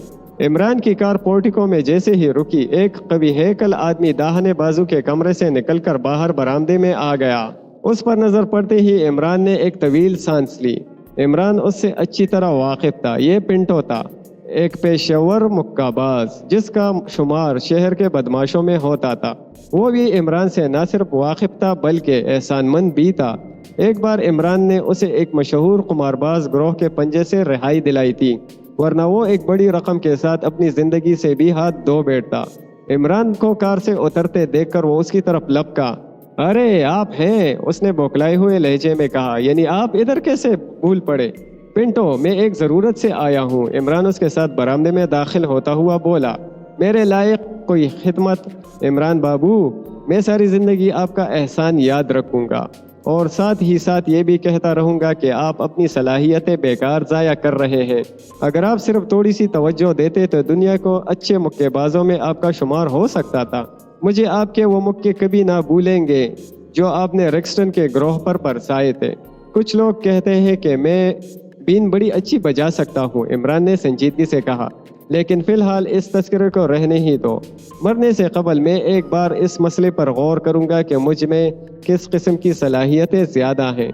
آپ جو کچھ بھی فرمائیے، میں ہر کام کے لیے حاضر ہوں۔ تم قرار کے ملازم ہو؟ جی ہاں، میں انہیں مکے بازی سکھاتا ہوں۔ آپ تشریف رکھیے، آپ کے لیے کافی بناؤں یا کولڈ ڈرنک؟ عمران ایک آرام کرسی پر بیٹھتا ہوا بولا۔ کیا قرار صاحب پچھلی رات؟ مگر ٹھہرو، کیا تم مستقل طور پر یہی مقیم ہو؟ جی ہاں، قرار صاحب مجھ پر بہت زیادہ مہربان ہیں۔ انہوں نے مجھے ایک کمرہ دے رکھا ہے اور میرے آرام کا خیال رکھتے ہیں۔ کیا پچھلی رات وہ بنگلے ہی میں تھے؟ عمران نے پوچھا۔ کیوں، کیا بات ہے؟ پنٹو بے اختیار چونک پڑا۔ میری بات کا جواب دو پنٹو۔ جی ہاں، مگر نہیں۔ وہ صرف 9:30 بجے رات تک یہاں موجود تھے، اس کے بعد سے شاید اب تک واپس نہیں آئے۔ یہ کوئی ایسی تشویشناک بات بھی نہیں، کیوں؟ عمران نے سوال کیا۔ جی نہیں، وہ اکثر 3 دن تک یہاں نہیں آتے، مگر آپ یہ کیوں پوچھ رہے ہیں؟ کیا انہیں کوئی حادثہ پیش آ گیا ہے؟ پنٹو، تم فی الحال صرف میرے سوالات کا جواب دو، اس کے بعد جو کچھ بھی پوچھو گے بے دریغ بتا دوں گا۔ بہتر ہے۔ کیا قرار صاحب کو کوئی حادثہ پیش آ سکتا تھا؟ جی دیکھیے، بات دراصل یہ ہے، مجھ میں اتنی ہمت نہیں ہے کہ آپ سے کچھ چھپا سکوں، لیکن اتنا آپ جانتے ہوں گے کہ بعض معاملات میں برے آدمی بھی ضمیر رکھتے ہیں۔ ہاں میں جانتا ہوں، اور تمہاری اس صفت سے بھی واقف ہوں کہ تم وعدہ خلافی نہیں کرتے۔ تم نے مجھ سے ایک بار وعدہ کیا تھا کہ اب اچھے آدمیوں کی طرح زندگی بسر کرو گے، اور تم اس پر قائم ہو، لیکن ہاں میرا خیال ہے کہ تم قرار صاحب کو ان کے احسان کے عوض کسی الزام سے بچانا چاہتے ہو۔ جی ہاں، پنٹو اطمینان کی سانس لے کر بولا، بالکل یہی بات ہے۔ لیکن پنٹو، تمہیں یہ سن کر افسوس ہوگا کہ آج دوپہر کو قرار صاحب قتل کر دیے گئے۔ کیا؟ پنٹو اچھل کر 2-3 قدم پیچھے ہٹ گیا۔ ہاں، ان کا قتل پراسرار حالات میں ہوا ہے۔ میرے خدا! پنٹو مضطربانہ انداز میں اپنی پیشانی رگڑنے لگا۔ اس لیے یہ پوچھنا ضروری ہے، ممکن ہے تمہیں اس کے متعلق کچھ معلوم ہو؟ عمران نے کہا۔ کیا آپ یہ سمجھتے ہیں کہ اس قتل میں میرا ہاتھ ہے؟ تم پھر غلط سمجھے، میں پہلے ہی کہہ چکا ہوں کہ تم اپنے وعدے کے مطابق عرصے سے باعزت طور پر زندگی بسر کر رہے ہو۔ میرا مطلب یہ ہے، قرار صاحب کو اس حادثے کا اندیشہ پہلے سے رہا ہوگا یا نہیں؟ کیوں ایسا تھا کہ نہیں؟ میرا خیال ہے کہ تھا۔ پنٹو کچھ سوچتا ہوا بولا، انہوں نے مجھ سے کسی غیر ملکی کا تذکرہ کیا تھا جو شاید سیٹ داؤد کے مہمان خانے میں مقیم ہے۔ وہ تذکرہ کس قسم کا تھا؟ ان کا کہنا تھا کہ اگر وہ کسی طرح قابو میں آ جائے تو بہت بڑا مالی فائدہ حاصل ہو سکتا ہے۔ کیا قرار ہی ایسا آدمی تھا؟ جی نہیں، اس سے پہلے میں ان کی زبان سے اسی قسم کی گفتگو کبھی نہیں سنی تھی، حالانکہ مجھے ان کے ساتھ رہتے ہوئے 6 ماہ کا عرصہ گزر چکا ہے۔ انہوں نے مجھے بتایا تھا کہ وہ غیر ملکی ایک بہت بڑا مجرم بھی ہے۔ نام تو بتایا ہوگا؟ جی نہیں، انہوں نے کہا تھا کہ شاید انہیں اس سلسلے میں میری مدد کی ضرورت پیش آئے۔ عمران سوچ میں پڑ گیا، جب پنٹو جیسا خطرناک آدمی قرار کے پاس موجود تھا تو اسے فگارو کے مینیجر سے مدد طلب کرنے کی کیا ضرورت تھی؟ پنٹو اس کے لیے آگ کے سمندر میں بھی چھلانگ لگا دیتا، اور پھر پنٹو پڑھا لکھا آدمی تھا، یہ چیز قرار کے بھی علم میں رہی ہوگی۔ لہٰذا یہ سوچنا ہی فضول ہے کہ پنٹو ٹیلی فون ڈائریکٹری میں قرار کے بتائے ہوئے نمبر نہ تلاش کر پاتا، مگر ہو سکتا ہے کہ یہاں فون ہی نہ ہو۔ کیا یہاں فون ہے؟ عمران نے پنٹو سے پوچھا۔ جی ہاں۔ عمران پھر سوچنے لگا، یہاں فون بھی موجود ہے، پھر آخر اس نے مدد کے لیے فگارو کے مینیجر ہی کو کیوں رنگ کیا؟ اس کا مطلب یہی ہو سکتا ہے کہ فگارو کا مینیجر بھی اس معاملے سے گہری دلچسپی رکھتا ہے۔ یہ اور بات ہے کہ بات بگڑ جانے پر وہ اس سے بے تعلقی ظاہر کرے۔ تم سے قرار صاحب کس قسم کی مدد چاہتے تھے؟ عمران نے پنٹو کو پھر سے مخاطب کیا۔ کیا آپ خود ہی نہیں سوچ سکتے کہ وہ مجھ سے کس قسم کی مدد چاہتے رہے ہوں گے؟ میں ابھی آپ کو بتا چکا ہوں کہ وہ کسی خطرناک آدمی کے چکر میں تھے۔ انہوں نے تمہیں اپنا پلان بھی بتایا ہوگا؟ جی نہیں، میں پلان سے واقف نہیں تھا، البتہ یہ ضرور جانتا ہوں کہ ایک آدمی نے ان کی توجہ اس افریقی تاجر کی طرف مبذول کروائی تھی۔ کس نے؟ فگارو کے مینیجر نے۔ عمران نے ایک طویل سانس لی اور پنٹو کی آنکھوں میں دیکھنے لگا۔ تھوڑی دیر تک وہ خاموش رہے، پھر پنٹو نے عمران پر سوالات کی بوچھاڑ کر دی، اور عمران نے اسے سب کچھ بتا دیا، علاوہ اس کے کہ وہ فگارو کے مینیجر سے پہلے ہی مل چکا تھا۔ اچھا پنٹو، عمران بولا، یہ بتاؤ مگر اچھی طرح سوچ کر، کیا قرار نے تم سے خاص طور پر اس بات کا تذکرہ کیا تھا کہ وہ یہ سب کچھ فگارو کے مینیجر کی ایما پر کر رہا ہے؟ ٹھہریے، واقعی اس کے متعلق مجھے سوچنا پڑے گا کہ یہ بات کیسے نکلے تھی، مگر کیا آپ فگارو کے مینیجر پر بھی اس سلسلے میں کسی قسم کا شبہ کر رہے ہیں؟ اب تم میری بات کا جواب دو، لیکن تمہیں اس کا جواب بھی دینا پڑے گا کہ تم نے یہ کیوں پوچھا ہے۔ میں یقیناً جواب دوں گا، مجھے یہ کوئی گہری سازش معلوم ہوتی ہے۔ ہاں دیکھیے، مجھے یاد آ گیا کہ قرار صاحب کے منہ سے یہ بات غالباً غیر ارادی طور پر نکل گئی کہ اس معاملے میں فگارو کے مینیجر کا بھی ہاتھ ہے، لیکن اس کے بعد انہوں نے اس طرح اسے ٹالنے کی کوشش کی تھی جیسے اس بات کی کوئی اہمیت نہ ہو۔ شکریہ پنٹو، عمران سر ہلا کر بولا۔ اب تم کیا کہنا چاہتے ہو؟ یہی کہ قرار صاحب بے داغ آدمی نہیں تھے، ان کا دامن بھی جرم کے دبوں سے پاک نہیں تھا، اور یہ بات شاید مجھے آج سے 15 دن پہلے ہی معلوم ہوئی تھی۔ وہ شراب کے اسمگلر تھے اور فگارو کا مینیجر بھی اس جرم میں برابر کا شریک تھا۔ तुम्हें ये बात कैसे मालूम हुई पिंटो? एक रात वो बहुत ज्यादा नशे में थे। इसी हालत में उन्होंने सब कुछ उगलना शुरू कर दिया। शायद उस रात फगारो के मैनेजर से किसी बात पर उनका झगड़ा हो गया था। गालिबन आप समझ गए होंगे। बिल्कुल समझ गया पिंटो, एक बार फिर शुक्रिया। यहाँ तुम्हारे अलावा और कौन है? 3 नौकर। करार के किसी रिश्तेदार से वाकिफ हो? मेरा ख्याल है कि उनका कोई रिश्तेदार नहीं, लेकिन मैं वसूख से नहीं कह सकता। उन्होंने कभी किसी का तस्करा नहीं किया। मैं इसके मुतालिक नौकरों से गुफ्तगू करना चाहता हूँ। ठहरिए, मैं उन्हें बुलाता हूँ। पिंटो चला गया। थोड़ी देर बाद वो 3 नौकरों के साथ वापस आया, लेकिन उनसे भी इमरान को करार के अजीज़ों के मुतालिक कुछ ना मालूम हो सका। तकरीबन 15 या 20 मिनट तक वो उनसे सवालात करता रहा। फिर उसने पिंटो से कहा कि वो बंगले की तलाशी लेना चाहता है। जाहिर है कि पिंटो उस पर एतराज़ नहीं कर सकता था, क्योंकि खुद उसे अपनी गर्दन भी इस केस में फंसती नजर आ रही थी। दिन डूबते ही इमरान फिर सर सुल्तान के बंगले में जा पहुंचा। सर सुल्तान चंद दूसरे बड़े ऑफिसरों के साथ लॉन पर बैठे थे। उनमें इमरान के वालिद मिस्टर रहमान भी थे। मिस्टर रहमान CBI के डायरेक्टर जनरल थे। सर सुल्तान इमरान को देखते ही उन लोगों से माजरत करके उठ गए। फिर वो इमरान को अपने साथ ड्राइंग रूम में लाए। क्यों, क्या खबर है? तुम्हारे बाप ने तुम्हें देखकर बहुत बुरा सा मुंह बनाया था, सर सुल्तान ने मुस्कुरा कर कहा। बाप हर हाल में बाप होता है, ख्वाह बेटे को उसका मुंह बनाना पसंद हो या ना पसंद हो। खैर, खबर यह है कि जनाब के मरने वाले का नाम करार था और क़यामगाह मार्स्टन रोड पर है, 13वां बंगला। मकतूल ज़ी हैसियत आदमी था। तुम वाकई हीरो में तोले जाने के काबिल हो, सर सुल्तान ने कहा। CBI वाले अभी तक कुछ भी मालूम नहीं कर सके। वो शराब का स्मगलर था, मगर उल्लू ने उसकी ज़िंदगी स्मगल आउट कर दी। क्या मतलब? आप मुझे जनूबी अफ्रीका के मुतालिक कुछ भी नहीं बताएंगे? इमरान ने बड़ी मासूमियत से पूछा। लेकिन सर सुल्तान इस तरह उछल पड़े जैसे बिच्छू ने डंक मारा हो। आखिर आप उससे डरते क्यों हैं? इमरान ने अंधेरे में तीर फेंका, लेकिन वो तीर ठीक निशाने पर बैठा, क्योंकि सर सुल्तान का चेहरा दफातन जर्द हो गया। तुम सचमुच हैरत अंगेज सलाहियतों के मालिक हो, वो मुस्तरबाना अंदाज में बोले। मुझे तुम पर बहुत एतमाद है। अगर तुम मेरे बेटे होते, हाँ, तब मैं 100% नालायक होता।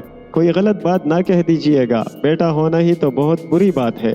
इमरान बैठ जाओ, मैं सख्त उलझन में हूँ। मुझे यकीन है कि तुम ना सिर्फ मेरी मदद करोगे बल्कि राजदारी भी बरतोगे। मैं एक बहुत बड़े ब्लैकमेलर के चक्कर में पड़ गया हूँ। इमरान एक कुर्सी पर टिक गया। मैंने उसे आज तक नहीं देखा, सर सुल्तान ने कहा। तुम्हें इल्म है कि मैं पहले फ्रांस के सफारत खाने में था और पेरिस में मेरा क़याम तकरीबन 7 बरस तक रहा है। वही मुझे उस पुरस्रार आदमी से दो चार होना पड़ा। पता नहीं किस तरह उसे मेरा एक राज मालूम हो गया, ऐसा राज जिसके जाहिर हो जाने पर किसी तरफ का ना रहूँगा। बहरहाल पेरिस ही के दौरान क़याम में मुझे इस बात का इल्म हुआ कि कोई और भी इस राज से वाकिफ़ है। मुझे बज़रिया डाक उसके मुतालिक एक ख़त मौसूल हुआ और उस ख़त के साथ उल्लू की तस्वीर भी थी, जिसकी पुष्ट पर रात का शहजादा तहरीर था। ख़त में इस राज पर तफसीली रोशनी डाली गई थी। फिर बाद में एक काम के लिए कहा गया था जो सफारत खाने ही से मुतालिक था, और धमकी दी गई थी कि अगर वो काम ना हुआ तो मेरा राज तशस बाम हो जाएगा। खैर, बहरहाल वो काम ऐसा नहीं था जिससे मेरा या सफारत खाने का कोई नुकसान होता। वो काम कर दिया गया। फिर वो मुझसे इसके बाद भी अक्सर छोटे मोटे काम लेता रहा। हर बार मुझे उसकी तरफ से लिफाफा मौसूल हुआ करता था जिसमें उल्लू की तस्वीर ज़रूर हुआ करती थी। लेकिन अब वो शायद आजकल यही मुकीम है और मुझसे बहुत बड़ा काम लेना चाहता है, ऐसा काम जिससे मुल्क व कौम का वक़ार ख़तरे में पड़ सकता है। पहले उसने मुझे ख़त लिखा, लेकिन मेरी तरफ से कोई जवाब ना पाकर ये हरकत कर बैठा। वो मुझे खौफज़दा करना चाहता है, यानी अगर मैं अपने राज की परवाह ना करूं तब भी वो दूसरे ज़राए से काम निकाल लेगा।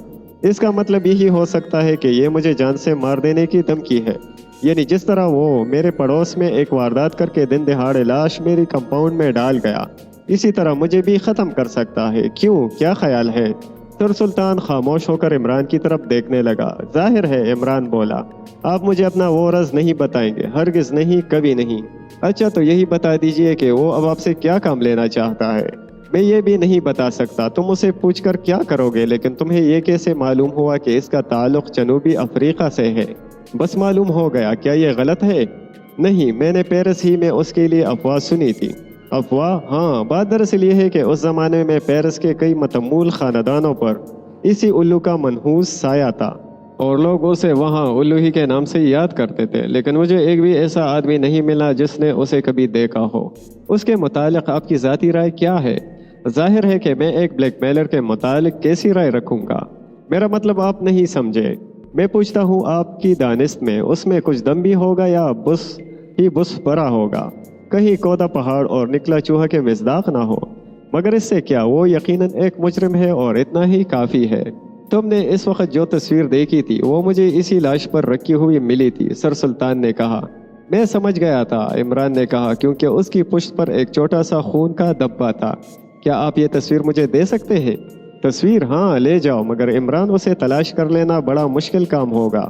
اب مجھ پر چھوڑ دیجئے، میں CBI کا کوئی اعلیٰ تربیت یافتہ جاسوس نہیں ہوں۔ لیکن سنو، کسی کو یہ بات معلوم نہ ہونے پائے کہ وہ تصویر لاش پر ملی تھی، یا اس بلیک میلر کا کچھ تعلق میری ذات سے بھی ہے۔ آپ مطمئن رہیے، ایک بار پھر عرض کروں گا کہ میرا تعلق CBI سے نہیں ہے۔ ہاں، آپ نے مقتول کی تصویریں منگوا لی یا نہیں؟ وہ کل صبح تک تمہیں مل جائیں گی۔ اچھا، تو اب اجازت دیجیے، عمران نے کہا اور سر سلطان کا جواب کا انتظار کیے بغیر باہر نکل گیا۔ الو کی تصویر اسے مل گئی تھی۔ پیارے دوستو، اگر آپ ہمارے چینل پر نئے ہیں تو ہمارے چینل کو لازمی سبسکرائب کریں اور اپنے پیاروں کے ساتھ ہماری ویڈیوز اور ہمارے چینل کو ضرور شیئر کریں اور گھنٹی کے نشان کو دبانا نہ بھولیں تاکہ آپ کو ہماری تازہ ترین ویڈیوز کی اپڈیٹس ملتی رہیں، اور کمنٹ اور لائک کرنا نہ بھولیے گا۔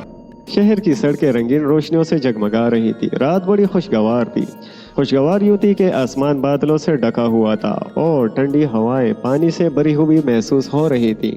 بس یہ معلوم ہوتا تھا جیسی تھوڑی ہی دیر میں موسلادھار بارش شروع ہو جائے گی۔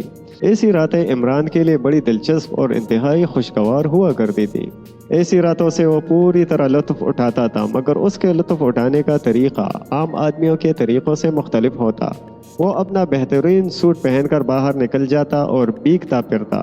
وہ برسات کو شاعروں کی نظر سے دیکھنا پسند نہیں کرتا تھا، وہ جو برسات کی تعریف میں بڑی بڑی نظمیں کہتے ہیں۔ اس کی دانست میں یا تو بدو ہوتے ہیں یا 100% 420، کیونکہ وہ اپنی کھڑکیوں میں اس طرح بیٹھتے ہیں کہ ان پر بارش کا ایک قطرہ بھی نہ پڑنے پائے۔ موسم برسات کی شان میں قصیدے کہتے ہیں، کہیں راستے میں بارش آ جائے تو اس طرح جی چھوڑ کر بھاگیں گے جیسے ملک الموت پیچھا کر رہا ہو۔ یہی بدذوق جب شعر کہنے بیٹھتے ہیں تو ایسا معلوم ہوتا ہے جیسے بارش کا ایک ایک قطرہ ان کی روح سے گزر کر زمین پر گر رہا ہو۔ بہرحال عمران صحیح معنوں میں برسات سے لطف اٹھانے کا قائل تھا۔ وہ آج رات تو وہ دوہرا فائدہ اٹھانے کا تہیہ کر چکا تھا۔ آج اس نے گیراج سے اپنی کار نہیں نکالی۔ کچھ دور پیدل چلنے کے بعد ایک موٹر رکشہ لیا اور جارج ٹاؤن کے علاقے میں مٹر گشتی کرتا رہا، حتیٰ کہ بارش شروع ہو گئی۔ کہاں لے چلو صاحب؟ رکشہ ڈرائیور نے کہا۔ بارش آ گئی، عمران نے حیرت سے کہا۔ جی ہاں۔ اچھا، تو پھر مجھے یہیں اتار دو، عمران نے سنجیدگی سے کہا۔ یہاں سڑک پر؟ رکشہ والے کے لہجے میں حیرت تھی۔ ہاں بھائی۔ رکشہ رک گیا۔ عمران نیچے اتر کر جیب سے پیسے نکالنے لگا۔ بارش بڑی تیزی سے ہو رہی تھی۔ رکشے والا اچل کر اندر بیٹھ گیا۔ عمران نے دام چکائے اور وہاں سے چل پڑا۔ رکشے والا شاید اسے کوئی شرابی سمجھاتا۔ عمران تقریباً 100 قدم چلنے کے بعد اچھی طرح بھیگ گیا۔ فلیٹ ہیڈ اب بھی اس کے سر پر منڈی ہوئی تھی۔ پھر وہ اس بڑے کمپاؤنڈ میں داخل ہو گیا جس میں شہر کے بہت بڑے تاجر سیٹھ داؤد کی عمارتیں تھیں۔ ان کی کھڑکیوں میں مختلف رنگ کی روشنیاں نظر آ رہی تھیں، لیکن بارش کے نہ رکنے والے شور نے ان کی ساری دلکشی لوٹ لی تھی۔ اور پھر ذرا سی دیر میں عمران کے لیے برسات بھی کوئی دلکشی نہ رہ گئی، کیونکہ بارش کے شور کے ساتھ ہی ساتھ وہ کتوں کا شور بھی سن رہا تھا، اور یہ شور آہستہ آہستہ قریب آتا معلوم ہو رہا تھا۔ خطرہ سر پر پہنچ گیا اور عمران نے ایک قریبی عمارت کے برآمدے میں چھلانگ لگا دی۔ ساتھ ہی وہ مدد کے لیے بھی چیخا۔ 3 خطرناک السیشن اس پر چپٹ پڑے تھے اور عمران بھیگی ہوئی فلیٹ ہیڈ سے انہیں دمکا رہا تھا۔ اچانک دروازہ کھلا اور ایک نسوانی آواز سنائی دی۔ وہ کتوں کو ڈانٹ رہی تھی۔ عمران کتوں سے نبٹ رہا تھا، اسی لیے اس کی شکل نہ دیکھ سکا۔ اب وہ بھی کتوں ہی کی طرح بھونکنے اور غرانے لگا تھا۔ کئی سریلے قہقہے اس کے کانوں سے ٹکرائے۔ 2-3 نوکروں نے کتوں کے پٹوں میں ہاتھ ڈال دیے تھے اور انہیں کھینچتے ہوئے دوسری طرف لے جا رہے تھے۔ اب عمران ان لڑکیوں کی طرف مڑا جو اس پر ہنس رہی تھی۔ یہ 4 تھی اور ان میں ایک یوریشین بھی تھی۔ آپ آدمی ہیں یا گدھے؟ یوریشین لڑکی نے جلائے ہوئے لہجے میں کہا۔ میرا خیال ہے کہ میں نے ایک بار بھی گدھے کی آواز نہیں نکالی، عمران بڑی معصومیت سے بولا۔ यूरेशियन के अलावा बकिया 3 लड़कियां फिर हंस पड़ी। आप कौन हैं? यहाँ क्यों आए हैं? मैं बारिश कितनी तेज़ हो रही है, आप देख रही हैं ना? इमरान ने भीगी हुई फ्लैट हेड को सर से मुड़ने की कोशिश करते हुए कहा, लेकिन इसका शेप बिल्कुल ही बिगड़ चुका था। उसके गोशे नीचे लटके पड़े थे। आखिर इमरान ने उसे बाहर फेंक दिया, लेकिन अब भौंकने और गुर्राने क्यों लग गए थे? एक लड़की ने हंसी रोकने की कोशिश करते हुए पूछा। क्या करता, मजबूरी थी। मैं उन्हें उनकी जुबान में समझाने की कोशिश कर रहा था कि मैं उनसे कमज़ोर नहीं हूँ। कुत्ते अब भी इमारत के किसी गोशे में आसमान सर पर उठाए हुए थे। अच्छा, आप तशरीफ ले जाइए, यूरेशियन लड़की ने कहा, वरना वो हमारी नींद हराम कर देंगे। आप देख रही हैं कि बारिश। हाँ, मैं देख रही हूँ कि बारिश हो रही है, यूरेशियन लड़की बोली, लेकिन आपके कपड़े तो अब भीग ही चुके हैं, इसीलिए तो मैं घर नहीं जाना चाहता। भीगे हुए कपड़े देखकर मम्मी और डैडी घर में घुसने नहीं देंगे। डैडी बहुत गुस्सावर आदमी है और मम्मी उनसे भी ज़्यादा गुस्सावर। जब उन्हें गुस्सा आता है तो कुदरती तौर पर कई रोज़ तक डैडी के काने में नमक बहुत तेज़ रहता है। मिस थेल्मा, एक लड़की ने यूरेशियन लड़की से कहा, इन्हें ज़रूर पनाह देनी चाहिए। नहीं मिस दाऊद, मैं मजबूर हूँ। आजकल मिस्टर दाऊद अजनबियों को देखना पसंद नहीं करते। मैं ये कब कहती हूँ कि डैडी भी इन्हें देखे? मिस दाऊद, मैं मजबूर हूँ, मिस्टर दाऊद का हुक्म। थेल्मा, जिसे मिस दाऊद के नाम से मुखातिब कर रही थी, वो लड़की चिल्ला गई। आप मेरे साथ आइए, उसने इमरान की तरफ देखकर कहा। नहीं, इमरान दर्दनाक आवाज़ में बोला, आप लोग मेरी वजह से झगड़े में ना पड़े, मैं चला जाऊंगा। हो सकता है ये मेरी ज़िंदगी की आखिरी रात हो, क्योंकि इस वक्त सड़कें पानी में डूबी हुई होंगी और गटरों के ढक्कन खोल दिए गए होंगे। रात को मुझे यूँ भी कम सुझाई देता है। किसी गटर में पाँव पड़ेगा और मैं हमेशा के लिए बदबूदार पानी में दफन हो जाऊंगा। इमरान ने खामोश होकर एक ठंडी सांस ली और वापस जाने के लिए मुड़ा। ठहरिए, मिस दाऊद ने आगे बढ़कर कहा, आप उस वक्त तक नहीं जाएंगे जब तक बारिश थम ना जाए। लेकिन वो साहब, क्या उनका जो अजनबियों को देखना पसंद नहीं करते? ओह, आप फिक्र ना कीजिए, मैं उन्हें समझा लूँगी, वो मेरे डैडी हैं। लेकिन अगर वो मेरे ही डैडी के तरह गुस्सावर हुए तो? मैं नहीं जानती मिस दाऊद, थेल्मा बड़बड़ाती हुई चली गई। इसकी जिम्मेदारी आप पर होगी। ये लड़की बहुत चिड़चिड़ी मालूम होती है, इमरान बोला। डैडी की सेक्रेटरी है, चलिए आप, बहुत बुरी तरह भीग गए हैं। वो इसी इमारत के एक कमरे में लाई जहाँ फर्नीचर वगैरह नहीं था। देखिए, उस तरफ गुसल खाना है, वहाँ आप अपने कपड़े तब्दील कर लीजिए, एक लड़की ने कहा। हाँ, इमरान आंखें पाड़ कर बोला, लेकिन मेरे पास दूसरे कपड़े हैं कहाँ? कपड़े? लड़की सोच में पड़ गई, फिर एक शौक सी मुस्कुराहट के साथ बोली, क्या आप थोड़ी देर तक पेटीकोट और ब्लाउज में ना रह सकेंगे? इतने में आपके कपड़े भी प्रेस हो जाएंगे। इस तजवीज़ पर लड़कियां हंसने लगी और इमरान अहमकों की तरह एक एक का मुंह तकने लगा। आखिर इसमें हर्ज ही क्या है? मिस दाऊद ने संजीदगी से कहा। अभी आप कुत्तों से उनकी ही ज़ुबान में गुफ्तगू कर रहे थे, अब थोड़ी देर के लिए औरतों में औरत बन जाइए। मैं कुत्ता बन सकता हूँ, लेकिन औरत बनना मेरे बस से बाहर है, क्योंकि औरत अक्सर भौंके बगैर ही काट खाती है और कुत्ते काटने से पहले ही मुआज़रत तलब कर लेते हैं। नहीं, मैं बिल्कुल ठीक हूँ, बारिश थमते ही यहाँ से चला जाऊँगा। अचानक राहदारी में कदमों की आवाज़ें गूंजने लगी जो रफ्ता रफ्ता करीब आती जा रही थी। डैडी आ रहे हैं शायद, थेल्मा की बच्ची ने उन्हें बता ही दिया। मिस दाऊद बड़बड़ाई। दूसरे लम्हे कमरे में एक दुबला पतला बूढ़ा हाजिर हुआ। उसके पिचके हुए चेहरे पर बड़ी बड़ी और चढ़ी हुई सफ़ेद मूंछें बुरी लग रही थी, आंखें बुरी और चमकदार थी। उसने गुनगुनाती हुई आवाज़ में कहा, यहाँ क्या हो रहा है? कुछ नहीं डैडी, मिस दाऊद आगे बढ़कर बोली, ये बेचारे भीग गए थे, ये बेचारे अब भी भीगे हुए हैं। फिर मैंने कहा, ये अपने कपड़े खुश्क कर लें, तब तक बारिश भी थम जाएगी। और अगर बारिश ना थमी तो? बूढ़े ने तेज़ लहजे में सवाल किया। तब फिर क्या? जल्दी बोलो, मेरे पास ज़्यादा वक्त नहीं। तब फिर ये चले ही जाएंगे, बेहतर यही है कि अभी चले जाएं, बूढ़े ने कहा। इमरान के चेहरे पर हिमाकत के आसार बहाल हो गए थे। वैसे वो इस बूढ़े का बहुत तवज्जो और दिलचस्पी से जायज़ा ले रहा था। यही सेठ दाऊद था। उसकी ज़ाहिरी हालत कह रही थी कि वो आसाबी खलल का शिकार है। तेज़ी से हरकत करती हुई आंखों से बेचैनी मुतरश्शे थी। देखिए, मैं आपसे कह रहा था, इमरान ने मिस दाऊद की तरफ देखकर रो देने वाली आवाज़ में कहा। मुझे जाने दीजिए, हमदर्दियों के मुस्तहिक सिर्फ जान पहचान वाले होते हैं, वरना लावारिस लाशें फुटपाथों पर पड़ी हुई कईयों मिलेंगी। बराह करम आप लड़कियों को सियासत ना पढ़ाइए, बूढ़े ने गुस्सीले लहजे में कहा। بہت بہتر، عمران نے کسی کمسن بچے کی طرح معصومیت سے سر ہلا کر کہا۔ ڈیڈی میں نے ان سے وعدہ کیا تھا۔ میں نے تو وعدہ نہیں کیا، میری زندگی میں یہ چھتیں میری ہیں۔ مسٹر آپ کھڑے کیوں ہیں؟ عمران جلدی سے فرش پر بیٹھ گیا۔ تیلما، سیٹ داؤد نے تیلما کی طرف مڑے بغیر اسے مخاطب کیا۔ وہ اس کے پیچھے کھڑی تھی۔ سیٹ داؤد دروازے سے کمرے میں کھسک آیا۔ جی۔ تیلما آگے بڑھی۔ پولیس کو فون کرو، سیٹ داؤد نے عمران کے چہرے پر نظریں جماتے ہوئے کہا۔ لیکن عمران پر اس جملے کا کوئی بھی اثر نہ ہوا۔ وہ گونگے اور بہرے آدمیوں کی طرح ایک ایک کی صورت دیکھتا رہا۔ بہت بہتر جناب، تیلما جانے کے لیے مڑی۔ ٹھہرو، مس داؤد نے تحکمانہ لہجے میں کہا۔ یہ نہیں ہو سکتا، ہرگز نہیں ہو سکتا۔ ڈیڈی میں زہر کھالوں گی، آپ مجھے ذلیل کر رہے ہیں۔ تیلما جاؤ، سیٹ داؤد غرایا۔ تیلما چلی گئی۔ ڈیڈی یہ نہیں ہو سکتا، تم اپنے کمرے میں جاؤ، سیٹ داؤد نے اسے تیز نظروں سے گورتے ہوئے کہا۔ میں ہرگز نہ جاؤں گی، اگر آپ نے انہیں پولیس کے حوالے کیا تو اچھا نہ ہوگا۔ کیا تم اسے پہلے سے جانتی ہو؟ دفتن داؤد کا لہجہ نرم ہو گیا۔ نہیں، میں ان کے نام سے بھی واقف نہیں ہوں۔ تب تمہارے دماغ میں فطور ہے۔ مس داؤد عمران کی طرف مڑی جو اب بھی سادھوؤں کی طرح پالتی مارے فرش پر جمع ہوا تھا۔ آپ چلے جائیے، میں بہت شرمندہ ہوں، خدا کے لیے پولیس کے آنے سے پہلے ہی چلے جائیے۔ ڈیڈی پتھر ہے، پولیس کو آنے دیجیے، اس کی پرواہ مجھے نہیں۔ عمران نے وحشیانہ انداز میں ہاتھ اٹھا کر کہا۔ پھر آپ پاگل ہیں، جائیے خدا کے لیے۔ نہ میں خدا کے لیے آیا تھا اور نہ خدا کے لیے جاؤں گا، عمران نے کسی ضدی بچے کی طرح کہا۔ یہ کیا ستم ہے کہ الوؤں کو مہمان خانے میں جگہ ملے اور آدمی کا پٹا سڑکوں پر بھیگتا پھرے؟ واہ بھائی لاہول، کنفیوشس نے کہا تھا۔ کیا؟ سیٹ داؤد کا منہ حیرت سے پھیل گیا۔ کیا تم نے یہی کہ میں آدمی کا پٹا ہوں، الو کا نہیں؟ جی ہاں۔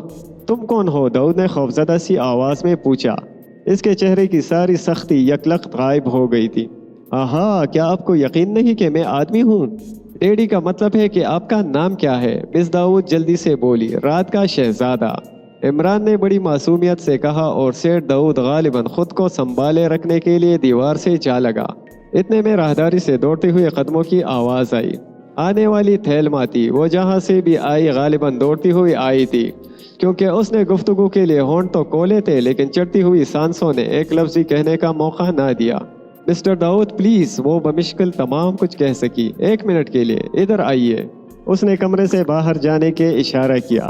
داؤد نے ایک بار پھر سہمی ہوئی آنکھوں سے عمران کی طرف دیکھا اور کمرے سے باہر نکل گیا۔ تینوں لڑکیاں خاموش کھڑی عمران کو گھور رہی تھی۔ انہوں نے بھی داؤد کے رویے میں اس فوری تبدیلی کو محسوس کر لیا تھا۔ ہاں، عمران سر ہلا کر بولا۔ پیٹی کوٹ اور بلاؤز سے کام چل جائے گا، لیکن جلدی کیجیے، مجھے سردی محسوس ہونے لگی ہے۔ اگر بخار آ گیا تو میں آسمان سر پر اٹھا لوں گا۔ مس داؤد آہستہ آہستہ چلتی ہوئی عمران کے قریب آئی اور اسے گھورتے ہوئے بولی۔ آپ کون ہیں؟ لا حول ولا قوت۔ عمران اپنی پیشانی پر ہاتھ مار کر بولا۔ اگر مجھے یہ معلوم ہوتا تو اپنے گلے میں ایک سائن بورڈ لٹکا لیتا۔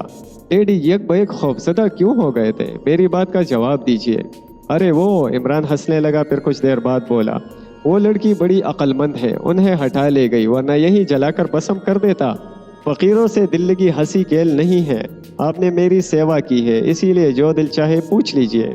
سٹے کا نمبر، لوٹری کا نمبر، کسی معمے کا صحیح حل، مقدمے میں کامیابی ہوگی یا ناکامی، شوہر کالا ہوگا یا گورا، وغیرہ وغیرہ۔ ہاتھ دیکھنا بھی جانتے ہیں آپ؟ ایک لڑکی نے پوچھا۔ ویسے اسے بہت زور سے ہنسی آ رہی تھی۔ ہاں جی ہاں، ذرا میرا ہاتھ تو دیکھیے۔ لائیے۔ وہ 2 یا 3 منٹ تک اس کا ہاتھ الٹ پلٹ کر دیکھتا رہا، پھر اسے چھوڑ کر اپنا گال کو جانے لگا۔ کچھ بتایا نہیں آپ نے؟ ہاں، کیا عرض کروں جناب، سب ٹھیک ہے، آپ کے ہاتھ بہت خوبصورت ہے، مگر یہ ناخن بڑھا کر اپنی انگلیوں پر ظلم کیا، قیامت کے دن ان میں کیلیں ٹھونک دی جائیں گی، علماء کرام یہی کہتے ہیں۔ مسٹر، مس داؤد جنجلائی ہوئی آواز میں بولی۔ اب براہ کرم آپ یہاں سے کھسک جائیں۔ عمران تھوڑا سا آگے کھسک گیا۔ نہیں سنا آپ نے؟ کھسک تو گیا، عمران نے لاپرواہی سے کہا، اور پھر دوسری لڑکی سے بولا۔ کیا آپ ہاتھ نہیں دکھائیں گی؟ جی نہیں شکریہ، جواب ملا۔ آپ اٹھتے ہیں یا میں نوکروں کو بلاؤں؟ مس داؤد نے کہا۔ خدا کی قسم میں نوکروں کے ہاتھ ہرگز نہیں دیکھوں گا۔ اچھا تو پہ ٹہریے، مس داؤد دروازے کی طرف بڑھتی ہوئی بولی، لیکن اسے دروازے ہی میں رک جانا پڑا۔ اگر نہ رکتی تو یقینی طور سے تیلما سے ٹکرا جاتی، جو آندھی اور طوفان کی طرح کمرے میں داخل ہوئی تھی۔ اس بار وہ بری طرح کانپ رہی تھی، شاید اسے دوڑ کر ہی آنا پڑا۔ मिस्टर जरा सुनिए, मेरे साथ आइए, उसने इमरान से कहा। इमरान फर्श से उठ गया। थेलमा और इमरान बड़ी तेजी से राहदारी तय कर रहे थे। आखिर वो एक कमरे में दाखिल हुए और थेलमा ने दरवाज़ा बंद कर दिया।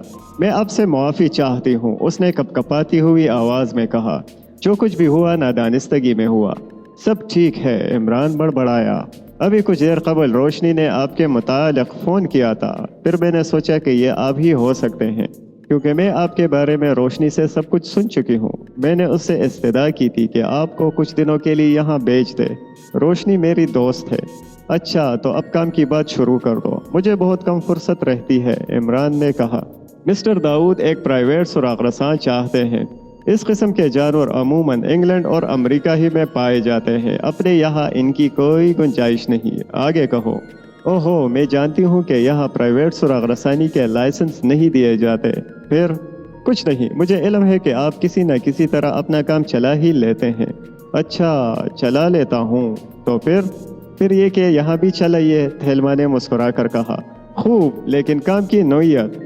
इत्तेफाक से ये मसला कम अज़ कम मेरे लिए इतना उलझा हुआ है कि शायद काम की नौइयत भी आप ही को दरियाफ्त करनी पड़े। इतना मैं आपको बता सकती हूँ कि मिस्टर दाऊद पिछले 15 दिनों से बहुत ज़्यादा खौफज़दा नज़र आ रहे हैं, लेकिन खौफ की वजह उन्होंने मुझे नहीं बताई। बस वो एक प्राइवेट सुराग रसा चाहते हैं जो हर वक्त उनके साथ रहे। इससे ज़्यादा और कुछ नहीं जानती।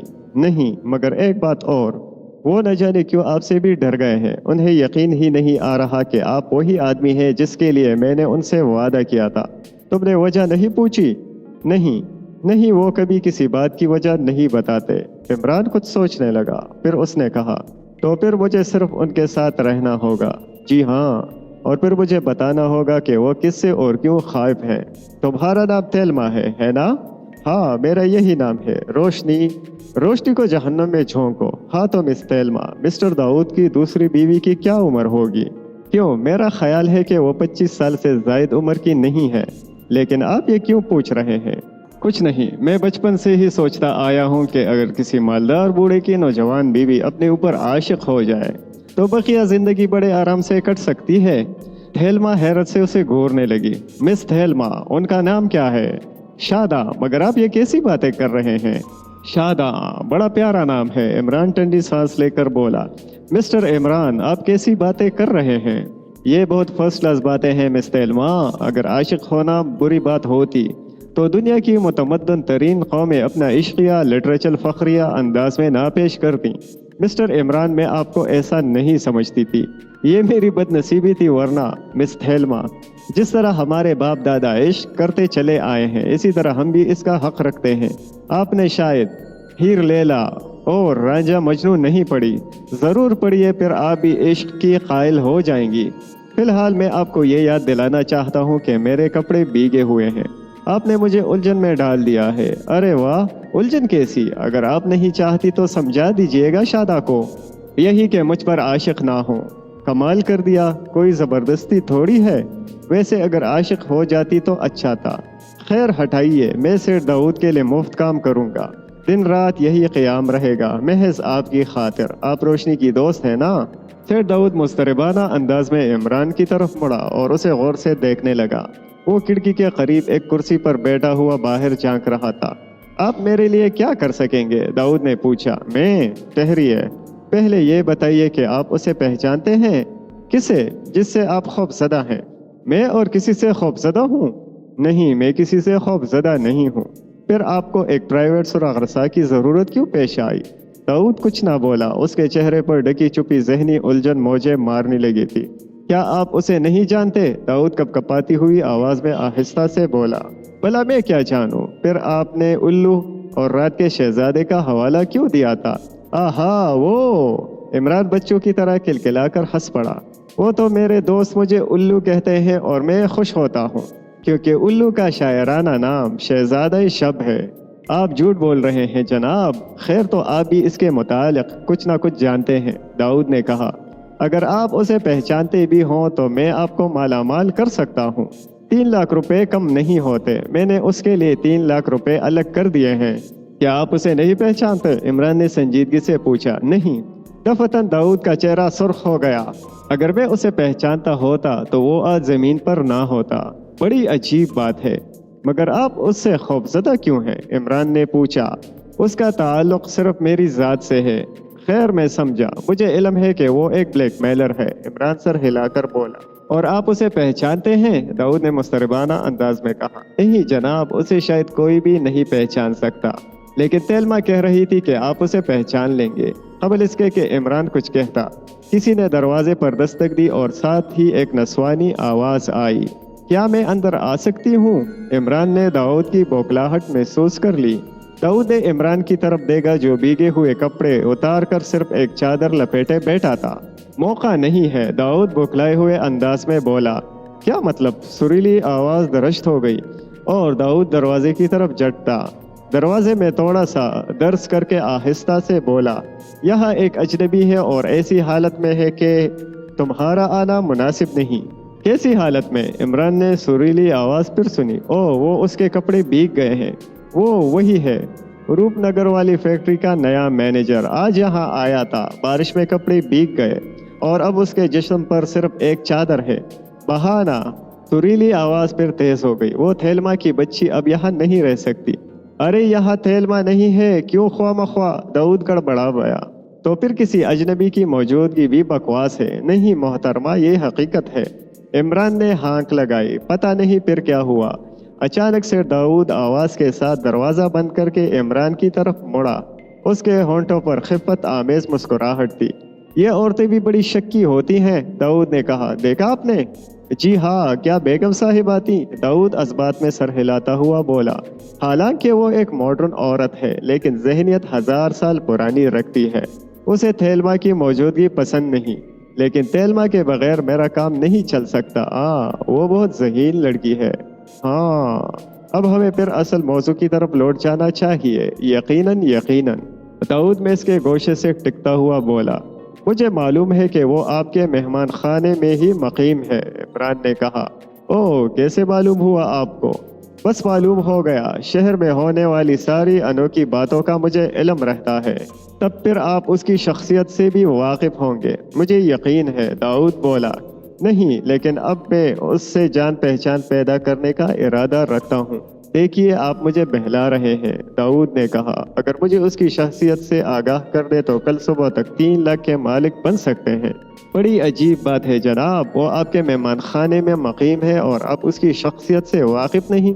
हाँ, ये हकीकत है। मेहमान खाने में इस वक्त 12 आदमी हैं और इनमें से कोई एक वही है। लेकिन आपको इसका इल्म कैसे हुआ कि वो आपके मेहमान खाने ही में मौजूद है? खुद उसी ने मुझे एक खत के जरिए से आगाह किया है। उस खत के साथ उल्लू की तस्वीर भी रही होगी। ओह, आप ये भी जानते हैं? फिर दाऊद ने हैरत से कहा। इमरान सर हिलाकर बोला, जी हाँ, मैं जानता हूँ। अच्छा, क्या वो आपके किसी मामले में ब्लैकमेल करना चाहता है? हाँ, चलिए यही समझ लीजिए। मिस्टर दाऊद, एक बात समझ में नहीं आती, आखिर उसने आप ही के यहाँ क्यों क़याम किया? महज मुझे खौफजदा करने के लिए, ये जताने के लिए कि वो हर हाल में मुझसे ऐसे मुतालिबात मनवा सकता है, मेरे करीब रह सकता है, लेकिन मैं उसका कुछ नहीं बिगाड़ सकूंगा। क्या हकीकतन उसका ताल्लुक जनूबी अफ्रीका से है? इमरान ने पूछा। मैं इसके बारे में वसूख से नहीं कह सकता। वैसे इस वक्त जनूबी अफ्रीका के ताजर मेरे मेहमान खाने में मुकीम है। क्या मेहमान खाना सिर्फ जनूबी अफ्रीका के ताजरों के लिए है? नहीं, ये ज़रूरी नहीं। 6 ताजर ऐसे भी हैं जिन्होंने कभी जनूबी अफ्रीका की शक्ल भी ना देखी होगी। क्या आप करारनामी किसी आदमी से वाकिफ हैं? क्यों नहीं तो, ये नाम मेरे लिए नया है। आप फगारो के मैनेजर को जानते हैं? नहीं, मैं नहीं जानता। लेकिन आप ये सब क्यों पूछ रहे हैं? बस यूं ही, मैंने सोचा। इमरान दाऊद की आंखों में देखता हुआ बोला। हाँ, क्या आप मेरे सोचने पर भी पाबंदी लगा सकते हैं? मतलब ये कि इस बात के सोचने की कोई वजह तो होगी। जी हाँ, बिल्कुल इस तरह के मैं आपसे करार की बातें क्यों दरियाफ्त कर रहा हूँ। करार आप नहीं जानते, फगारो के मैनेजर से भी वाकिफियत नहीं, लेकिन आप फगारो के मैनेजर के मुतालिक कुछ मालूम करने के लिए बेचैन हैं। ऐसे काम नहीं चलेगा दाऊद साहिब। आपकी मकसद बरारी इसी सूरत में हो सकती है जब आप मुझसे कुछ छुपाने की कोशिश ना करें और आप मुझसे सब कुछ छुपाते रहें। दाऊद मुस्कुराया। मैं क्या छुपा रहा हूँ? इमरान ने हैरत जाहिर की। आप उस ब्लैकमेलर को जानते हैं? नहीं, मैं कतई नहीं जानता। फिर आपने इस सिलसिले में फगारो के मैनेजर का नाम क्यों लिया? आहा मिस्टर दाऊद, तो आप फगारो के मैनेजर को जानते हैं? हाँ मैं जानता हूँ, लेकिन आप इस सिलसिले में उसका नाम क्यों ले रहे हैं? इसलिए कि मुझे ये बात उसी ने बताई थी कि एक खतरनाक आदमी आपके मेहमान खाने में मुकीम है। ओह, दाऊद मुस्तरबाना अंदाज में उठकर टहलने लगा। लेकिन आपको उसने बताया क्यों? दाऊद ने थोड़ी देर बाद कहा। इमरान चंद लम्हे उसे गौर से देखता रहा, फिर बोला, करार फगारो का एक हिस्सादार था। कल किसी ने उसे पुरस्कार हालत में कत्ल कर दिया। करार मेरा मुवक्किल था, लिहाजा मुझे फगारो के मैनेजर से पूछगछ करनी पड़ी। उसने बताया कि करार एक खतरनाक आदमी के पीछे था। उसने फगारो के मैनेजर से कहा था कि अगर वो उस आदमी पर काबू पा गया तो काफ़ी दौलत पैदा कर सकेगा, और मैनेजर ने यह भी बताया था कि वो खतरनाक आदमी आपके मेहमान खाने ही में मुकीम है। बड़ी अजीब बात है, दाऊद ने गर्दन झटक कर कहा। फिगारो के मैनेजर को मैं एक दूसरी हैसियत में जानता हूँ, क्या आप मुझे बताएंगे? मैं नहीं समझता कि मैं इस वाक़या को क्यों छुपाऊं। अक्लमंदी के खिलाफ है जनाब, इमरान सर हिलाकर बोला। फगारो वाले शराब के स्मगलिंग करते हैं। एक बार उन्होंने धोखा देकर मेरे कुछ लॉन्च इस्तेमाल किए थे। आप शायद ना जानते हो कि बंदरगाह के करीब मेरे 75 अदद लॉन्च रहते हैं। मैंने फगारो के मैनेजर को इस सिलसिले में बहुत लताड़ा था। क्या आपने इस स्मगलिंग के सिलसिले में करार का नाम कभी नहीं सुना? नहीं, मैंने कभी नहीं सुना।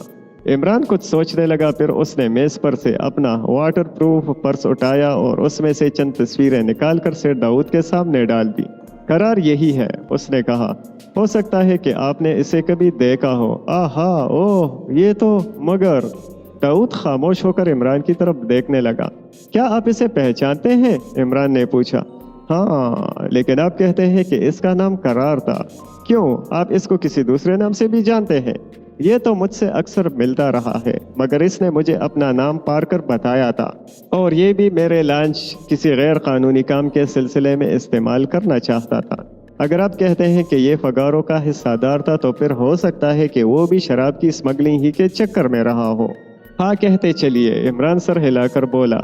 गालिबन आपने लॉन्च देने से इनकार कर दिया होगा। कतई, मैं बहुत मोहतात आदमी हूँ, और हाँ, उसने ये भी बताया था कि वो जनूबी अफ्रीका में भी रह चुका है। वो आखिरी बार आपसे कब मिला था? गालिबन पिछले हफ्ते में, सेठ दाऊद ने कुछ सोचते हुए कहा। मेरे खुदा, अब सारे मामलात खुद ब खुद साफ होते जा रहे हैं। शायद मरने वाला उस खतरनाक आदमी को पहचानता था, क्योंकि उसने मुझे धमकी दी थी। जब मैंने लॉन्च देने से इनकार कर दिया तो उसने कहा कि वो मुझे देख लेगा, क्योंकि मैंने एक बहुत बड़े मुजरिम को अपने मेहमान खाने में ठहरा रखा है।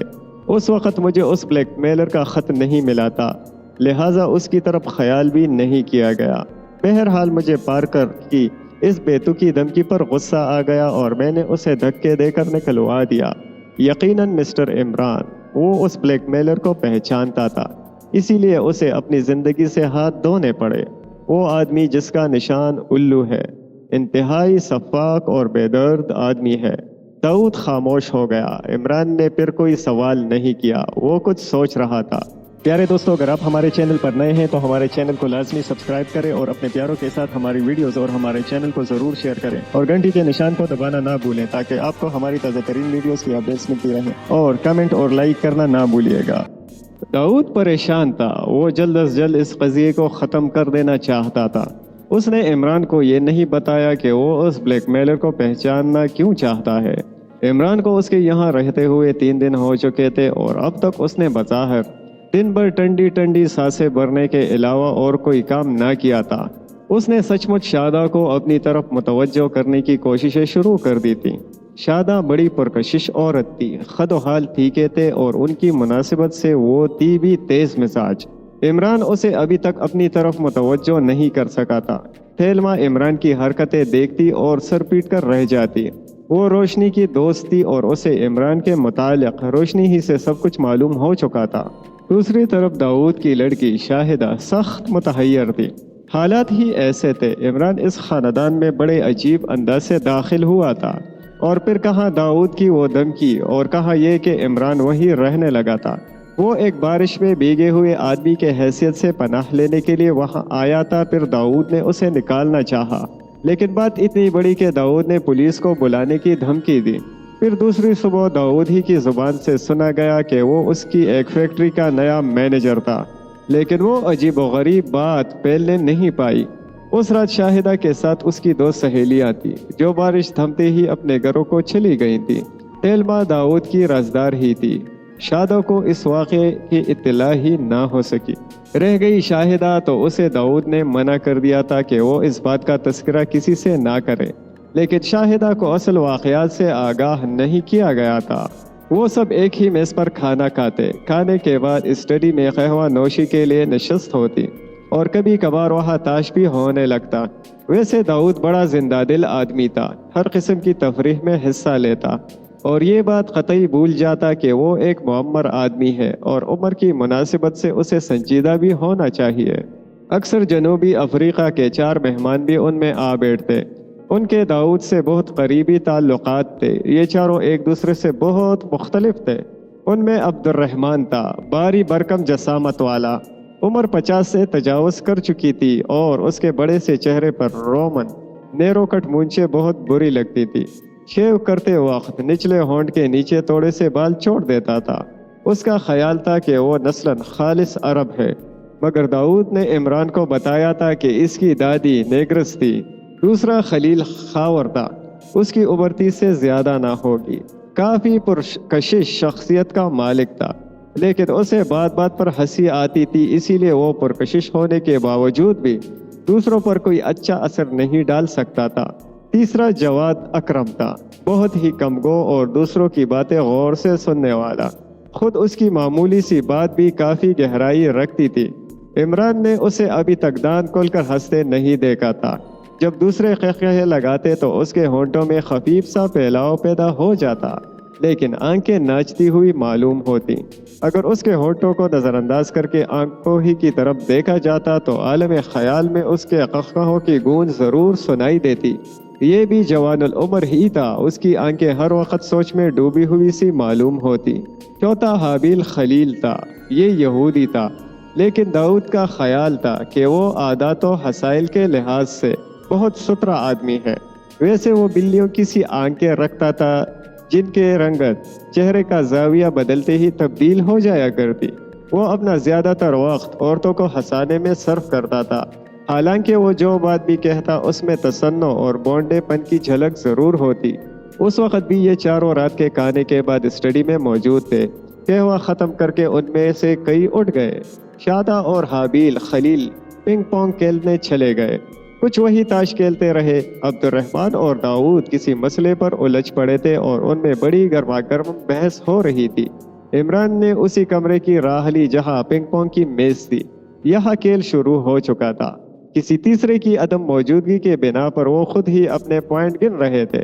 عمران نے محسوس کیا کہ حابیل کو اس کی موجودگی گرا گزر رہی ہے، مگر عمران کی نظریں تو شادہ کے چہرے پر تھی اور شادہ ایسی لاپرواہ نظر آ رہی تھی جیسے اسے کسی تیسرے آدمی کی موجودگی کا علم ہی نہ ہو۔ شادہ اسے اپنا ملازم سمجھتی تھی۔ وہ کچھ اس قسم کی عورت تھی، مغرور، بد دماغ اور تنگ نظر۔ عمران میز کے قریب کھڑا ہو کر کھیل دیکھنے لگا۔ وہ آہستہ آہستہ میز کی طرف سرکتا ہی جا رہا تھا۔ کچھ دیر بعد وہ میز پر نہ جانے کیا دیکھنے کے لیے اتنا جھکا کہ اس کا سر شادہ کی پھینکتی ہوئی گیند کی زد پر آ گیا۔ آپ بالکل گدھے ہیں، شادہ چیخی۔ اوہ، عمران بوکھلا کر سیدھا ہوتا ہوا بولا، میں معافی چاہتا ہوں۔ معافی چاہتا ہوں، شادہ جنجلاہٹ میں ہونٹ بھینچ کر بولی۔ پیچھے ہٹیے۔ عمران 2-3 قدم پیچھے ہٹ گیا۔ اب وہ کسی فوجی کی طرح تنا کھڑا ہوا تھا، لیکن شادہ یہ نہ دیکھ سکی کہ اس کی دونوں آنکھوں سے آنسو جاری ہیں۔ وہ پھر کھیل میں مصروف ہو گئی تھی۔ عمران اسی طرح کڑا بصور تھا اور آنسو بہاتا رہا۔ اس وقت وہ حد درجہ مسکا خیز نظر آ رہا تھا۔ پھر وہ کنارے پڑی ہوئی کرسیوں میں سے ایک پر بیٹھ گیا اور دونوں ہاتھوں سے چہرہ ڈھانپ کر باقاعدہ طور پر رونے لگا، مگر آواز سسکیوں سے زیادہ نہیں بڑھی۔ ویسے وہ سسکیاں ہی اتنی زوردار تھی کہ گیند اور ریکٹوں کی کٹاکٹ ان میں دب کر رہ گئی۔ کھیل بند ہو گیا۔ پہلے وہ دونوں دور ہی سے عمران کو دیکھتے رہے، پھر قریب آ گئے، لیکن وہ کرتے کیا؟ بس کڑے ایک دوسرے کی شکلیں دیکھتے رہے۔ عمران کی سسکیاں اور ہچکیاں تیز ہوتی جا رہی تھی۔ ان دونوں کے منہ سے ایک لفظ بھی نہ نکل سکا۔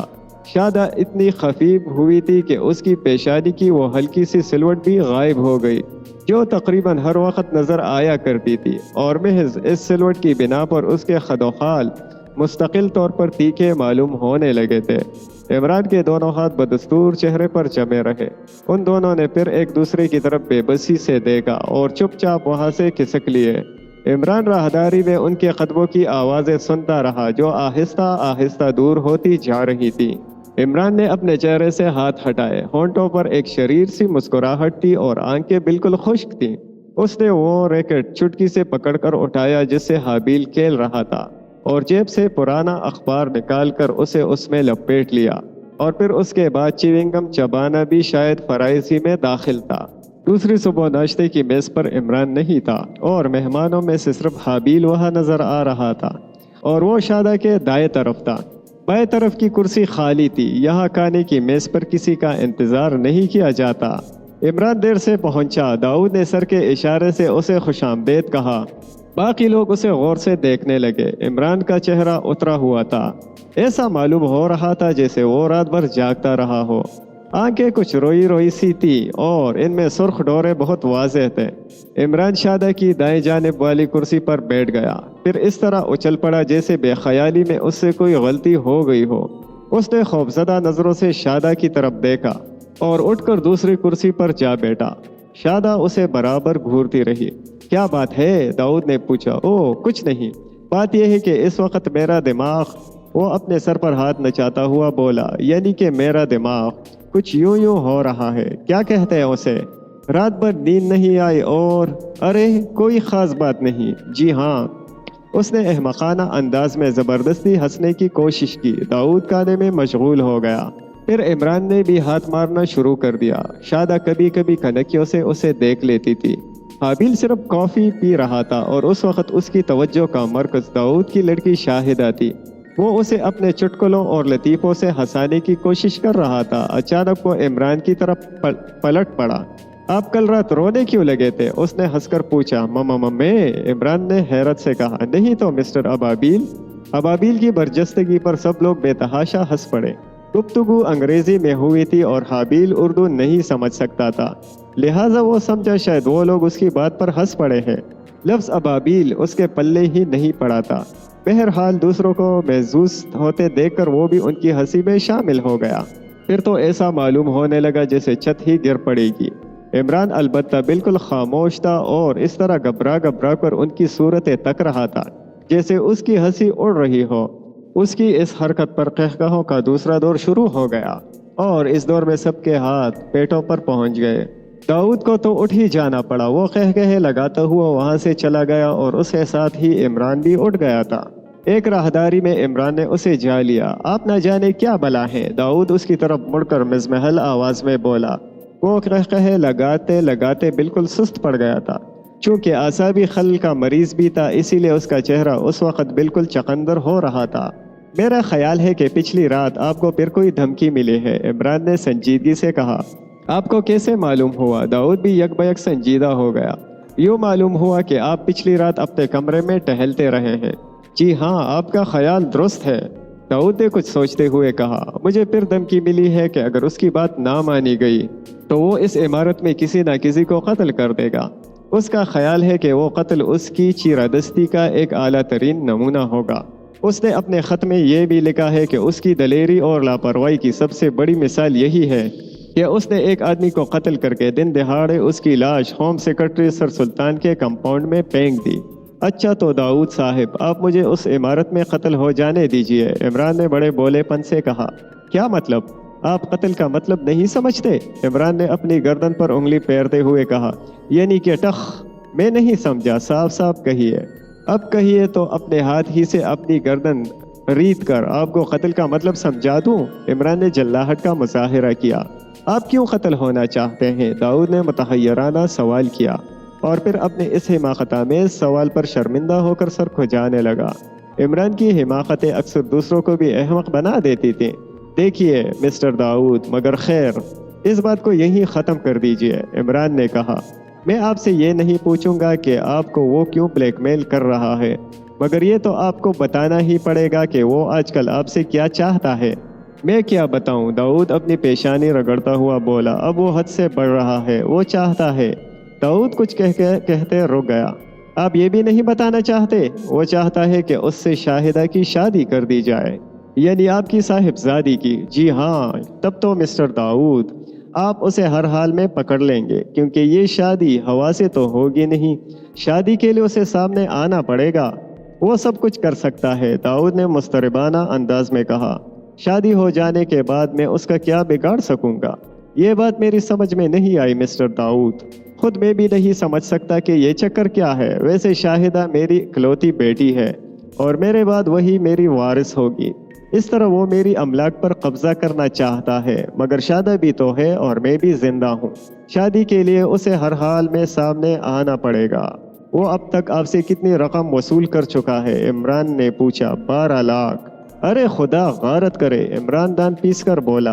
पता नहीं कमबख्त इनकम टैक्स अदा करता है या नहीं। दाऊद खामोश खड़ा कुछ सोचता रहा। इमरान ने पूछा, आपको इन चारों में से किसी पर शुबा है जो खाने की मेज पर हमारे साथ हुआ करते हैं? नहीं, मैं उन्हें अच्छी तरह जानता हूँ। खैर होगा। हाँ तो मिस्टर दाऊद। दाऊद आहिस्ता से बोला, कोई इधर आ रहा है। इमरान की नज़र राहदारी के मोड़ की तरफ उठ गई, लेकिन आने वाला कोई मुलाजिम था। वो किसी का विजिटिंग कार्ड लाया था। दाऊद ने विजिटिंग कार्ड पर नज़र डालकर कहा, कैप्टन फयाज, उन्हें बिठाओ। इमरान ने मुलाजिम से कहा और वो चला गया। फिर इमरान दाऊद से बोला, अब खेल बिगड़ने का इम्कान भी हो सकता है। मेरा ख्याल है कि फिगारो के मैनेजर ने उसे भी वही कहानी सुनाई है। बहरहाल कैप्टन फयाज को ये ना मालूम होने पाए कि मैं यहाँ हूँ, वरना वो आपके पीछे पड़ जाएगा। क्यों? दाऊद इमरान को गौर से देखता हुआ बोला। आपने अक्सर जासूसी नावलों में पढ़ा होगा कि सरकारी आदमी प्राइवेट सुराग रसानों से अल्लाह वास्ते का बैर रखते हैं। दाऊद चल लम्हे उसे घूरता रहा, फिर बोला, अगर मुझे थेलमा पर एतमाद ना होता तो? हाँ, तो आप मुझे शूट कर देते, फांसी पर चढ़ा देते। इमरान ने हाथ हिलाकर कहा, जाइए, मुझे यकीन है कि उसकी रहनुमाई फगारो के मैनेजर ही ने की होगी। करार का कत्ल, समझते हैं ना? दाऊद आगे बढ़ गया और इमरान फिर उसी कमरे की तरफ लौट पड़ा जहां से उठकर गया था। राहदारी ही में शादा से मुलाकात हो गई, जो तन्हा थी। इमरान को देखकर वो रुकी और मुस्कुराकर बोली, अबाबील वाला लतीफ़ा तो खूब रहा। ओह, मैं माफ़ी चाहता हूँ, इमरान ने मसमसी सूरत बनाकर कहा।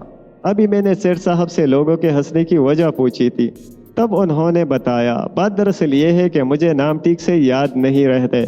बहरहाल मैं अज़ाज़ील साहब से माफ़ी मांग लूँगा। अज़ाज़ील या अबाबील? शादा फिर हंस पड़ी।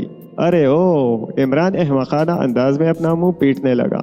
मेरे साथ आओ। शादा आगे बढ़ती हुई आहिस्ता से बोली, ये इमारत काफ़ी तवीलो अरीस थी, इसमें तकरीबन 24 कमरे थे। वो दोनों बिलियर्ड रूम में आए। यहाँ उस वक़्त कोई नहीं था। रात तुम रो रहे थे? शादा ने कहा।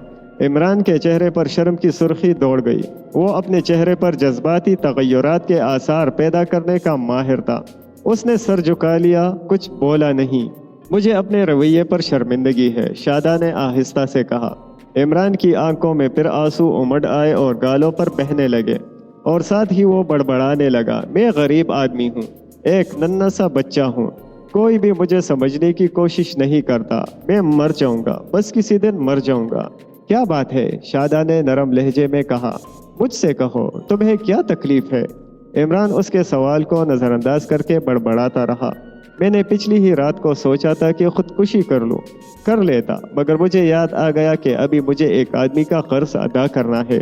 शादा की समझ में ना आ सका और वो इस जुमले पर कहकहे लगाए या इजहार हमदर्दी करे। इमरान आंसू बहा बहा कर बकता रहा। कल दोपहर मैंने ख्वाब देखा था। मैं अक्सर ख्वाब देखता रहता हूँ। मैंने देखा कि मैं एक नन्हा सा बच्चा हूँ, आप भी एक नन्ही सी बच्ची हैं और हम दोनों एक वसी जंगल में दौड़ रहे हैं। आप थक कर गिर गई, मैं आपको उठाकर झील के किनारे ले गया। वहाँ चारों तरफ सब्जा ही सब्जा था और एक चांदी की परी झील पे नहा रही थी। उसने हमारी तरफ चांदी के पानी के छींटे फेंके। फिर मैं दूसरा ख्वाब देखने लगा।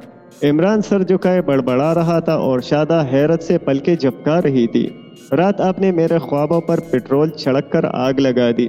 बखुदा मेरा अब यही दिल चाहता है कि आधा गैलन पेट्रोल पीकर 2-4 अंगारे निगल जाऊं। इस जुमले पर भी शादा बेतहाशा हंस पड़ी। मगर इमरान के आंसू उनमें अब से पहले से ज्यादा रवानी पैदा हो गई थी। मैं एक गरीब आदमी हूँ, इमरान हिचकियाँ लेता हुआ बोला। जाने जहाँ नहीं हूँ कि ताज बेगम के लिए मुमताज महल बनवा सकूं। मैं यूं ही सिसक कर तोड़ दूंगा दम, मुझे मर जाने दीजिए। इमरान बड़ी तेजी से निकल गया और शादा मुंह खोले दरवाजे की तरफ घूरती रही। फयाज जा चुका था और दाऊद स्टडी में बैठा कुछ सोच रहा था। इमरान के पैरों की आहट सुनकर वो चौंक पड़ा। क्या वो चला गया? इमरान ने पूछा। आपका ख्याल दुरुस्त था, वो करार ही वाले चक्कर में यहाँ आया था, दाऊद ने कहा। आज उसकी तस्वीर भी अखबारात में शाया हुई है। उसने मुझे तस्वीर दिखाकर पूछा, क्या मैंने इसे कभी देखा है? मैंने उसका एतराफ़ कर लिया और उसे बताया कि मैं इस शक्ल के एक आदमी को जानता हूँ, लेकिन उसका नाम करार हरगिज़ नहीं है। फिर उसने फगारों के मैनेजर वाली बात बताई और उसका ख्याल भी बताया कि करार के कातिल मेरे मेहमानों में से कोई है। इस पर मुझे गुस्सा आ गया और जब उसने मेहमानों से सवालात करने का इरादा जाहिर किया तो मेरा गुस्सा और तेज़ हो गया। मेरे इस रवैये पर वो कुछ नरम पड़ा तो मैंने शराब की स्मगलिंग की दास्तान दोहरा दी। फिर और क्या करता, किसी तरह उसे टालना ही था। बहरहाल मैंने उसे मेहमान खाने की तरफ नहीं जाने दिया। तो गोया आप उसे बचाना भी चाहते हैं? इमरान ने गुस्सीले लहजे में कहा। हालांकि शायद 15 मिनट पहले ही वो उसकी बीवी के सामने रोता रहा था। मेरी बात समझने की कोशिश कीजिए। मेरा दावा है कि पुलिस उसे नहीं पकड़ सकती और उसे पहचान ही ना सकेगी, लेकिन मेरा बेड़ा गर्क हो जाएगा। हो जाने दीजिए, इमरान जोंक में बोला। क्या मतलब? अरे मैं कुछ और सोच रहा था। मगर मिस्टर दाऊद, फर्ज कीजिए आपने उसके मुतालिबात तस्लीम कर लिए, क़यामत तक नहीं कर सकता। दाऊद शाम की तरफ पंकारा। मेरी बात तो सुनिए, मैं फ़र्ज कर रहा हूँ। हाँ, तो आप इसे उसकी इत्तला किस तरह देंगे? कैसी इत्तला? इसी की इत्तला कि आप उसके मुतालिबात पूरे करने पर आमादा है। तुमने ये बात बहुत देर में पूछी। पहले ही पूछता, मगर कैप्टन फयाज आ गया था। मुझे एक मखसूस दीवार पर एक मखसूस रंग से एक निशान बनाना पड़ेगा, बस उसे इसकी इत्तला हो जाएगी। ये तदबीर खुद उसी ने बताई है, यानी ये तदबीर उसने अपने ख़त में तहरीर की थी। आहा, तो वो तहरीर थी। तहरीर नहीं, टाइप शुदा। उसने किसी अखबार से अल्फाज काट काट कर पूरा मजमून मुरतब किया था। बड़ी मेहनत का काम है, इमरान बड़बड़ाया। फिर उसने कहा, क्या आप मुझे वो मखसूस दीवार और मखसूस रंग नहीं बताएंगे? गालिबन निशान भी मखसूस ही होगा। हाँ, वो भी ख़ास किस्म का है। तो आप कोशिश क्यों नहीं करते? शायद इस तरह हम उसे पकड़ लें। लेकिन अगर नाकाम रहे तो? दाऊद बोला। नहीं, मैं इस किस्म का कोई ख़तरा मोल लेना नहीं चाहता। तो फिर मिस्टर दाऊद, आखिर उसे पकड़ने के लिए कौन सा तरीक़ा इख्तियार करेंगे? ये आप मुझसे पूछ रहे हैं? दाऊद ने तंज़िया लहजे में कहा। हकीकतन थेलमा से गलती हुई है। आप इस सिलसिले में कुछ ना कर सकेंगे। आप अपना मुआवजा बता दीजिए और अपने घर तशरीफ़ ले जाइए। जो कुछ होगा देखा जाएगा। मेरी ज़िंदगी में तो वो कामयाब हो ही नहीं सकता। मैं उस वक़्त तक नहीं जाऊंगा मिस्टर दाऊद जब तक कि उसे पकड़ ना लूँ। महज वक्त की बर्बादी। आप जा सकते हैं, मैं नहीं जाऊंगा, इमरान ने गुस्सीले लहजे में कहा। क्या? दाऊद आंखें निकाल कर बोला। हाँ, नहीं जाऊंगा। देखता हूँ आप क्या बिगाड़ लेते हैं मेरा। कैप्टन फयाज मुझे झूठा नहीं समझेगा। दाऊद उस नए शगुफे पर बौखला गया। थोड़ी देर तक तो उसके मुंह से आवाज़ ही नहीं निकल सकी। वो खामोशी से इमरान की तरफ देखता रहा और इमरान अब मेंटल पीस पर रखे हुए गुलदान की जानिब देख रहा था। आप वाकई बहुत चालाक हैं, दाऊद ने थोड़ी देर बाद मुस्कुरा कर कहा। मैं तो यूं ही मजाक कर रहा था। मजाक कर रहे थे ना? हाँ, मैं पहले ही समझ गया था। इमरान ने कहकहा लगाया और दाऊद भी इस कहकहे में शामिल हो गया, मगर उसका कहकहा बड़ा जहरीला था। शाम खुनक और खुशगवार थी। अभी सूरज नहीं गरूब हुआ था। नारंगी रंग की धूप दरख्तों की चोटियों पर बसेरा ले रही थी। दाऊद पैलेस के अकबी पार्क में इस वक्त बड़ी रौनक थी।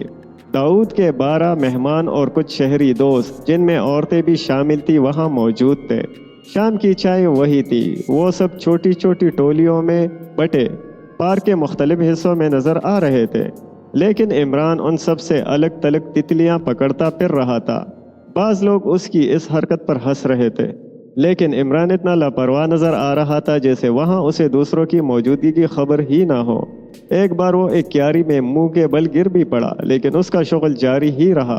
शादा उसे बड़ी तवज्जो और दिलचस्पी से देख रही थी। दाऊद की लड़की शाहिदा हाबिल और खलील खावर के साथ थी। अब्दुर्रहमान जवाद अकरम से रंगो नस्ल पर बहस कर रहा था। जवाद अकरम कमगो और संजीदा ज़रूर था, लेकिन जब किसी से कोई बहस चिढ़ जाती थी तो उसके नथने फूलने और पिचकने लगते। बस ऐसा मालूम होता था जैसे वो इल्मी बहस के बजाय किसी लड़ाका बटियारन की नकल कर रहा हो। थोड़ी देर बाद इमरान ने अपना मशगला बदल दिया। वो अब जूही के सफ़ेद फूल इकट्ठे कर रहा था। फिर सूरज गरूब हो गया और लोग इमारत की तरफ जाने लगे, लेकिन शायद शादा दीदा व दानस्ता पीछे रह गई थी। पार्क में उसके और इमरान के अलावा अब और कोई भी ना रह गया था। इमरान ने वो सारे फूल अपने रुमाल में उठा लिए और वापसी के लिए मुड़ा। फव्वारे से थोड़े ही फासले पर डायना के बुत के नीचे उसे शादा नजर आई। वो बड़ी तेजी से उसकी तरफ बढ़ने लगा। ये क्या बचपना हो रहा था? क्यों? शादा ने मुस्कुराकर पूछा। खुदा के लिए आप तो ऐसा ना कहिए, मैं बच्चा ही सही मगर जिंदा रहना चाहता हूँ। मैंने ये फूल इसीलिए चुने थे। इमरान ने सारे फूल शादा के पैरों पर डाल दिए। आप उल्लू हैं, शादा ने एक जिम्बी सी मुस्कुराहट के साथ कहा और यकलख्त दूसरी तरफ मुड़कर तेज कदमों से चल दी। मैं उल्लू हूँ, इमरान आहिस्ता से बड़बड़ाया, लेकिन अगर ये लफ्ज़ तुम्हारे शोहर ने सुन लिया तो मैं उसे 3 लाख की रसीद तक ना दे सकूंगा। कैप्टन फयाज आसानी से पीछा छोड़ने वालों में से नहीं था। रात को 8 बजे वो फिर आदम का। ये लोग खाने की मेज पर थे। नौकर ने ड्राइंग रूम में आकर दाऊद को उसका काट दिया। ये क्या बदतमीजी! दाऊद नौकर पर उलट पड़ा। हुजूर, नौकर गिड़गिड़ाया, वो धमकियाँ देते हैं, कहते हैं कि मैं पुलिस ऑफिसर हूँ, फौरन मिलना चाहता हूँ। ओहो, अब ये वक्त आ गया कि पुलिस ऑफिसर दाऊद के नौकरों को धमकियाँ देने लगे हैं। दाऊद ने बड़े तल्ख लहजे में कहा, उससे कह दो मैं खाने पर हूँ, इंतज़ार करें। क्या मामला है?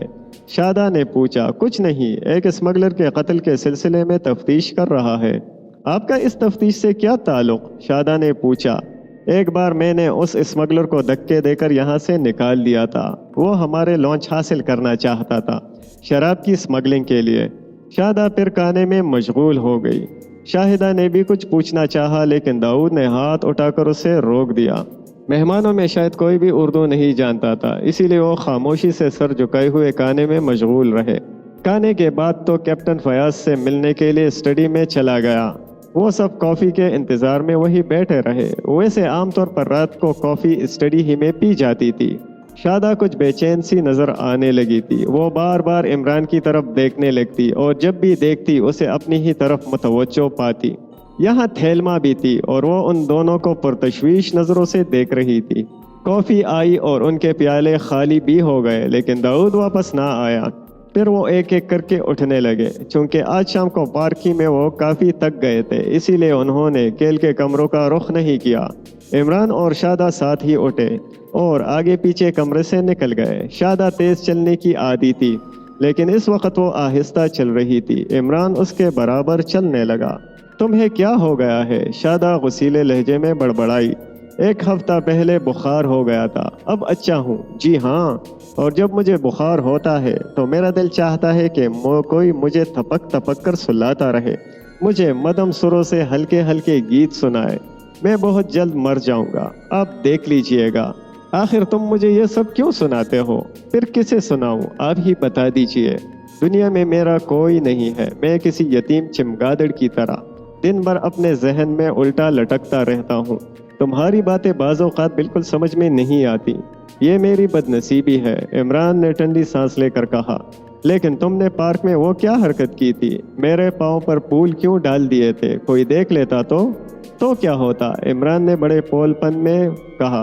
फिर संजीदगी से बोला, मैं तो सोच रहा था कि किसी दिन दाऊद साहब की मौजूदगी में आपके पैरों पर फूलों के अंबार लगा दूंगा। कहीं दिमाग तो नहीं चल गया है? शादा बिन्ना कर बोली। देखिए, बस मैं आपके इसी लहजे से डरता हूँ। ऐसे मौके पर दिल चाहता है कि खूब चीख चीख कर रोऊं। क्या तुम मेरा मजाक उड़ा रहे हो? शादा चलते चलते रुक गई। अच्छा, तो अब यहाँ से मेरी लाश ही जाएगी, इमरान ने कहा और झपट झपट कर दीवार से अपना सर टकराने लगा। अरे अरे, शादा बौखला गई। शायद वो डर भी रही थी कि कहीं कोई इधर ना आ निकले। हकीकतन दाऊद ही के आने के इम्कानात ज़्यादा थे। کیونکہ اس کا بیڈ روم اسی راہداری میں تھا۔ وہ جپٹ جپٹ کر عمران کو پکڑنے لگی، مگر عمران پر تو جیسے دورہ پڑ گیا تھا۔ اچانک قریب ہی کہیں سے قدموں کی آواز آئی اور شادہ بھاگ کر ایک کمرے میں گھس گئی، اور عمران اپنے دونوں ہاتھوں پتلون کی جیب میں ڈال کر صاف کرنے لگا، کیونکہ ان میں دیوار کا چونا لگ گیا تھا، اور یہ حقیقت تھی کہ دیوار پر سر کے بجائے اس کے ہاتھ ہی پڑتے رہے تھے، مگر اس انداز میں کہ وہ شادہ کو سر ٹکراتا ہی نظر آتا رہا۔ قدموں کی آواز دور ہوتی گئی اور اس راہداری میں بدستور سناٹا ہی رہا۔ عمران نے اس کمرے میں جھانکا جہاں شادہ گئی تھی، لیکن کمرہ خالی تھا اور دوسری طرف کا دروازہ کھلا ہوا تھا۔ اس طرف بھی ایک راہداری تھی اور دوسرا دروازہ اسی میں کھلتا تھا۔ عمران چند لمحے وہی کڑا سوچتا رہا اور پھر آگے بڑھ گیا۔ یہ دوسری شام کی بات ہے۔ شادہ اور عمران عقبی پارک میں تنہا تھے۔ وہ ایک ایسی جگہ تھی جہاں ان پر کسی اور کی نظر نہیں پڑ سکتی تھی۔ ان کے چاروں طرف مالتی کے قد آدم جھاڑیاں تھیں، لیکن یہ جگہ ایسی بھی نہیں تھی کہ دیکھ لیے جانے پر انہیں کسی قسم کی پریشانی ہوتی۔ یہاں سینچائی کے لیے ایک بہت بڑا حوض بنایا گیا تھا اور اس میں کنول تیرتے رہتے تھے۔ ہنسوں کا ایک جوڑا بھی رہتا تھا جس کے پر کاٹ دیے گئے تھے۔ بہرحال یہ جگہ بڑی پرفضا تھی، مگر مالتی کی خودرو جھاڑیوں نے اس کے ارد گرد احاطہ کر رکھا تھا، اسی لیے بادی النظر میں یہ حصہ پارک سے غیر متعلق معلوم ہوتا تھا۔ اس حوض کی گہرائی کتنی ہے؟ عمران نے پوچھا۔ میں نہیں جانتی۔ کیوں؟ شادہ بولی۔ کاش یہ اتنا گہرا ہو کہ میں ڈوب سکوں۔ تم بالکل گدھے ہو کیا؟ نہیں تو بالکل گدھا تو پہلی بار آپ کہہ رہی ہیں، ورنہ عام طور پر لوگ بالکل الو کہتے ہیں، اور والد صاحب تو کبھی کبھار الو کا پٹا بھی کہہ دیا کرتے تھے۔ خیر اسے چھوڑیے، میری بات کا جواب دیجیے۔ آپ ان سے محبت کریں گی یا نہیں؟ اس سے پہلے بھی تمہیں کسی نہ کسی سے محبت کرنے کا اتفاق ضرور ہوا ہوگا۔ شادہ اپنا اوپری ہونٹ بھینچ کر بولی۔ نہیں، عمران نے سنجیدگی سے کہا، کبھی نہیں۔ پہلی بار دو روحوں کا وہ ہو گیا ہے۔ کیا کہتے ہیں؟ ملاپ۔ ملاپ؟ اور کیا کہا جاتا ہے؟ مجھے نہیں معلوم، میں نے کہیں پڑھا تھا، اس وقت یاد نہیں آ رہا۔ میرا ایک دوست کہہ رہا تھا کہ بعض لوگ جدائی کی راتوں میں تارے گنتے گنتے اکاؤنٹنٹ ہو جاتے ہیں۔ شادہ بے ساختہ ہنس پڑی۔ آپ میری لاش پر بھی ہنسیں گی؟ عمران نے گلوگیر آواز میں کہا۔ شادہ یک بیک سنجیدہ ہو گئی۔ اس کی پیشانی کی وہ تکبر آثار شکن اس وقت نہ جانے کہاں غائب ہو گئے، جس کی بنا پر بعض لوگ اس سے مخاطب ہونے کی بھی ہمت نہیں کر سکتے تھے۔ آخر اس نے سر جھکائے ہوئے دبی آواز سے کہا، اس کا انجام سوچ لیا ہے؟ ہاں، میں نے سب کچھ سوچ لیا ہے۔ شادہ خاموش ہو گئی اور عمران بڑبڑاتا رہا۔ اردو کے ایک بہت بڑے شاعر کے ابا میاں نے کہا ہے، بیٹا عشق کرو، عشق جلاتا اور عشق بناتا ہے۔ حالانکہ میرے ڈیڈی نے کبھی مجھے عشق کرنے کو نہیں کہا، لیکن میں اپنے بچوں سے ضرور کہوں گا۔ شادہ پھر اسے گھورنے لگی۔ اس کی سمجھ میں نہیں آ رہا تھا کہ عمران اس کا مذاق اڑا رہا ہے یا سنجیدہ ہے۔ میں سمجھتا ہوں کہ آپ کیوں گھور رہی ہیں۔ میں کہنا چاہتا ہوں، نکلتا کچھ ہے۔ میرا دل چاہتا ہے کہ میں اچھی اچھی پیاری پیاری باتیں کروں، آبشاروں اور سبززاروں کی باتیں، چاند اور ستاروں کی باتیں، نیلے وسطوں کے آسمان بے کراں۔ ہائے! عمران خاموش ہو گیا اور پھر آہستہ سے بولا، نہیں یاد آتا کہ اور کیا کہنا تھا مجھے، بس میں آپ سے محبت کرتا ہوں۔ خوب، شادہ مسکرائی۔ کیا لکھ کر رٹنے کی کوشش کی تھی؟ عمران نے بڑی سنجیدگی سے اسبات میں سر ہلا دیا اور پھر بولا، میرا حافظہ بہت کمزور ہے، کہیے تو پڑھ کر سنا دوں؟ جیب سے ایک مڑا توڑا کاغذ نکال کر زمین پر پھیلانے لگا۔ شادہ ہنستی ہوئی اور قریب کھسک آئی۔ عمران پڑھنے لگا، نیلے آسماں کی بے قرار وسطوں کی باتیں، دو محبت کرنے والے دلوں سے ستارے گزرتے ہیں اور بیتے دنوں کی یادیں چاندنی بن کر روح کے عظیم ویرانوں پر پھیل جاتی ہیں۔ اچھا آگے چلیے۔ یہ دوسری کتاب سے نقل کیا تھا۔ صبح کا سہانا وقت تھا، چڑیا چہچہا رہی تھی۔ یہاں دراصل گدھے نے لکھا تھا کہ طیور نغمہ سرائی کر رہے تھے، لیکن آپ خود ہی بتائیے کتنی بے تکی بات ہے۔ نغمہ سرائی کے معنی ہے گیت گانا۔ کیا کوئی چڑیا گیت گا سکتی ہے؟ یعنی کہ مان میرا احسان ارے نادان کہ میں نے تجھ سے کیا ہے پیار، ہرگز نہیں گا سکتی۔ خدا اس جھوٹے کا بیڑا غرق کرے، بولی بالی پبلک کو الو بناتا ہے कौन? शादा ने हंसकर पूछा। वही मुसन्निफ। इमरान कागज के पुर्जे उड़ाता हुआ बोला। हाँ तो आप क्या कहती हैं, मुझसे मोहब्बत करेंगी या नहीं? आप बातें करते हैं या लठ मारते हैं? शादा झिंझलाकर बोली। इमरान ने एक तवील सांस ली और सर पकड़कर बैठ गया। शादा उठकर जाने लगी। इमरान ने लपक कर उसके हाथ पकड़ लिए। मैं मर जाऊंगा, इमरान गिड़गिड़ाया। तुम बुद्धू हो। शादा हंसी से दोहरी हो गई। क्लिक, एक हल्की सी आवाज आई और शादा उछलकर पीछे हट गई। कोई, यहाँ कोई था? वो आहिस्ता से बोली। हाँ होगा, इमरान ने लापरवाही से कहा। तो मोहब्बत करने वालों पर फरिश्तों का साया होता है, अल्लाह मालिक है। तुम्हारा दिमाग खराब है, शादा ने कहा और उधर ही बढ़ती चली गई जिधर से आवाज आई थी। इमरान भी उठा और उसके साथ साथ चलने लगा, मगर नजदीक व दूर कोई भी नहीं था। दाऊद साहब बहुत शक्की आदमी हैं, शादा ने आहिस्ता से कहा। ज्यादा गड़बड़ करेंगे तो मैं उन्हें कत्ल कर दूंगा, इमरान ने इंतहाई संजीदगी से कहा। ओहो, शादा उसे गौर से देखने लगी। प्यारे दोस्तों, अगर आप हमारे चैनल पर नए हैं तो हमारे चैनल को लाजमी सब्सक्राइब करें और अपने प्यारों के साथ हमारी वीडियोस और हमारे चैनल को जरूर शेयर करें और घंटी के निशान को दबाना ना भूलें ताकि आपको हमारी ताज़ा तरीन वीडियोस की अपडेट्स मिलती रहें। और कमेंट और लाइक करना ना भूलिएगा। कैप्टन फयाज ने दाऊद के मेहमान खाने में ओदम मचा रखी थी। उस वक्त उसके साथ फगारों का मैनेजर भी था। दाऊद का चेहरा गुस्सा से सुर्ख नजर आ रहा था। उसके सारे ही मेहमान उससे खफा नजर आ रहे थे। दाऊद पहले भी अपनी पोजीशन साफ करने के सिलसिले में बहुत कुछ कह चुका था और अभी वो वक्तन फवक्तन बोलता जा रहा था। ये शराब का स्मगलर है। वो फिगारो के मैनेजर की तरफ इशारा करके दौड़ा। इसने इसीलिए मेरे लॉन्च हासिल करने चाहे थे, मैंने इनकार कर दिया। इस पर यह बखेड़ा उठाया गया है। मैं काला चोर हूँ दाऊद साहब, फिगारो के मैनेजर ने कहा, लेकिन इसे साबित किए बगैर मुझे फांसी नहीं हो सकती। मैंने कप्तान साहब को वही बताया है जो मुझे करार से मालूम हुआ था। एक में ही नहीं, करार साहब ने अपने एक मुलाजिम से भी तस्करा किया था। तो फिर बताओ ना वो कौन है? दाऊद गुर्राया। बताओ मेरे मेहमानों में से कौन है जिसका हाथ करार के कत्ल में हो सकता है? ये मैं नहीं जानता। मुझे जितना इल्म था मैंने कप्तान साहब को इससे आगाह कर दिया। फगारो के मैनेजर ने बुरा सा मुंह बनाकर कहा। आप लोग बराह करम खामोश रहें, फयाज ने हाथ उठाकर कहा। फर्दन फर्दन वो सारे मेहमानों से सवालात कर रहा था। करार का कातिल मैं हूँ। अचानक दरवाजे की जानिब से आवाज आई। कैप्टन फयाज चौंक कर मुड़ा और उसके चेहरे पर शदीद तरीन गुस्से के आसार नजर आने लगे। इमरान तन्हा नहीं था, उसके साथ 5 आदमी और भी थे और उनके जिस्मों पर फौजी वर्दियां थीं। तुम यहाँ कैसे? कैप्टन फयाज ने गुस्सीली आवाज में पूछा। तुम कमरे से निकल जाओ, इमरान ने कहा, फिर चारों तरफ देखता हुआ अंग्रेजी में बोला। जवाद अकरम और दाऊद के अलावा और सब लोग कमरे से चले जाएं। साथ ही उसने अपने आदमियों को कुछ इशारा किया और उनमें से 2 फौजी जवाद अकरम के करीब पहुंच गए। जवाद अकरम संजीदा तरीन आदमी जो दाऊद के मेहमानों में एक खास किस्म की शख्सियत का मालिक था। वो इस तरह खड़ा था जैसे चंद न समझ बच्चों में कोई फिलोसोफर। हमारा शिकार यही है, इमरान ने उन दोनों फौजियों से कहा जो जवाद अकरम के इधर उधर खड़े हुए थे। उन्होंने उसके बाजू पकड़ लिए। इस बेहूदगी का मतलब? जवाद इमरान को घूरता हुआ बोला। दिन को नहीं समझ में आएगा मतलब, इमरान ने सर हिलाकर कहा। तुम तो रात के शहजादे हो ना? दाऊद आंखें पाड़ पाड़ कर कभी इमरान को देखता और कभी जवाद अकरम को। वो कभी सोच भी नहीं सकता था कि जवाद अकरम जैसा आदमी ब्लैकमेलर भी हो सकता है। और ब्लैकमेलर भी कैसा, जिससे सारा फ्रांस थर्राता था, जिसने जनूबी अफ्रीका के बड़े लोग बुरी तरह गायब किए हुए थे। वो उसे आज से नहीं तकरीबन 25 साल से जानता था और दोनों के ताल्लुकात बहुत अच्छे थे। दाऊद किसी हद तक उसका एहतराम भी करता था। फयाज यहाँ से चले जाओ, इमरान ने सख्त लहजे में कहा।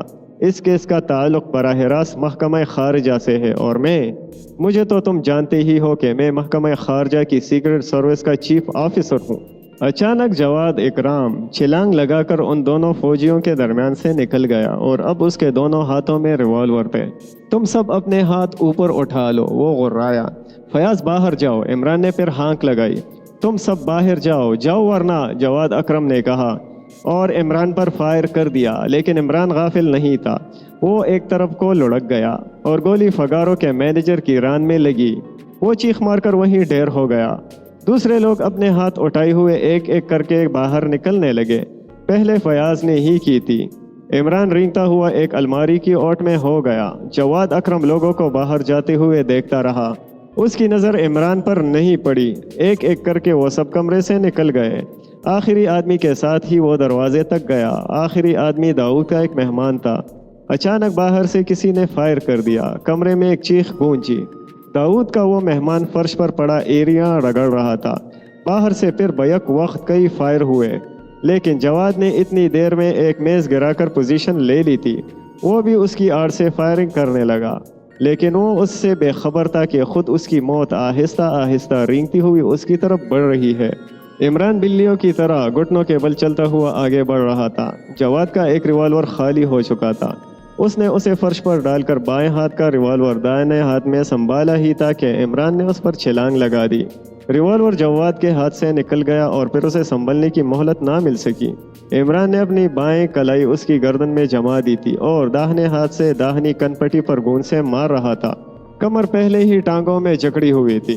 बिल्कुल ऐसा ही मालूम हो रहा था जैसे कोई केकड़ा अपने शिकार से चिमट गया हो। जवाद हिल भी नहीं सकता था। फिर वो बेहोश हो गया, क्योंकि उसकी कनपट्टी पर कमोबेश 1 दर्जन गूंसे पड़ चुके थे। गिरी हुई मेज़ की आड़ होने की बिना पर बाहर वालों को इल्म ना हो सका कि अंदर क्या हो रहा है। दफतन इमरान बेहोश मुजरिम को फर्श पर छोड़कर सीधा खड़ा हो गया। ते दाऊद, मेरे आदमियों के अलावा और कोई अंदर नहीं आएगा, उसने कहा। उसके 5 साथी और दाऊद अंदर आ गए। इमरान के कहने पर दरवाज़ा बंद कर दिया गया। दाऊद के जिस मेहमान के गोली लगी थी ठंडा हो चुका था और फिगारो का मैनेजर जख्मी हालत में बेहोश पड़ा था। ये किस कमरे में मुकीम था मिस्टर दाऊद? इमरान ने पूछा। ये इसी का कमरा है, दाऊद बोला। यकीन है आपको? यानी इसका सारा सामान इसी कमरे में है? जी हाँ, ये कमरा इसी के लिए था। ये यहाँ तन्हा रहता था।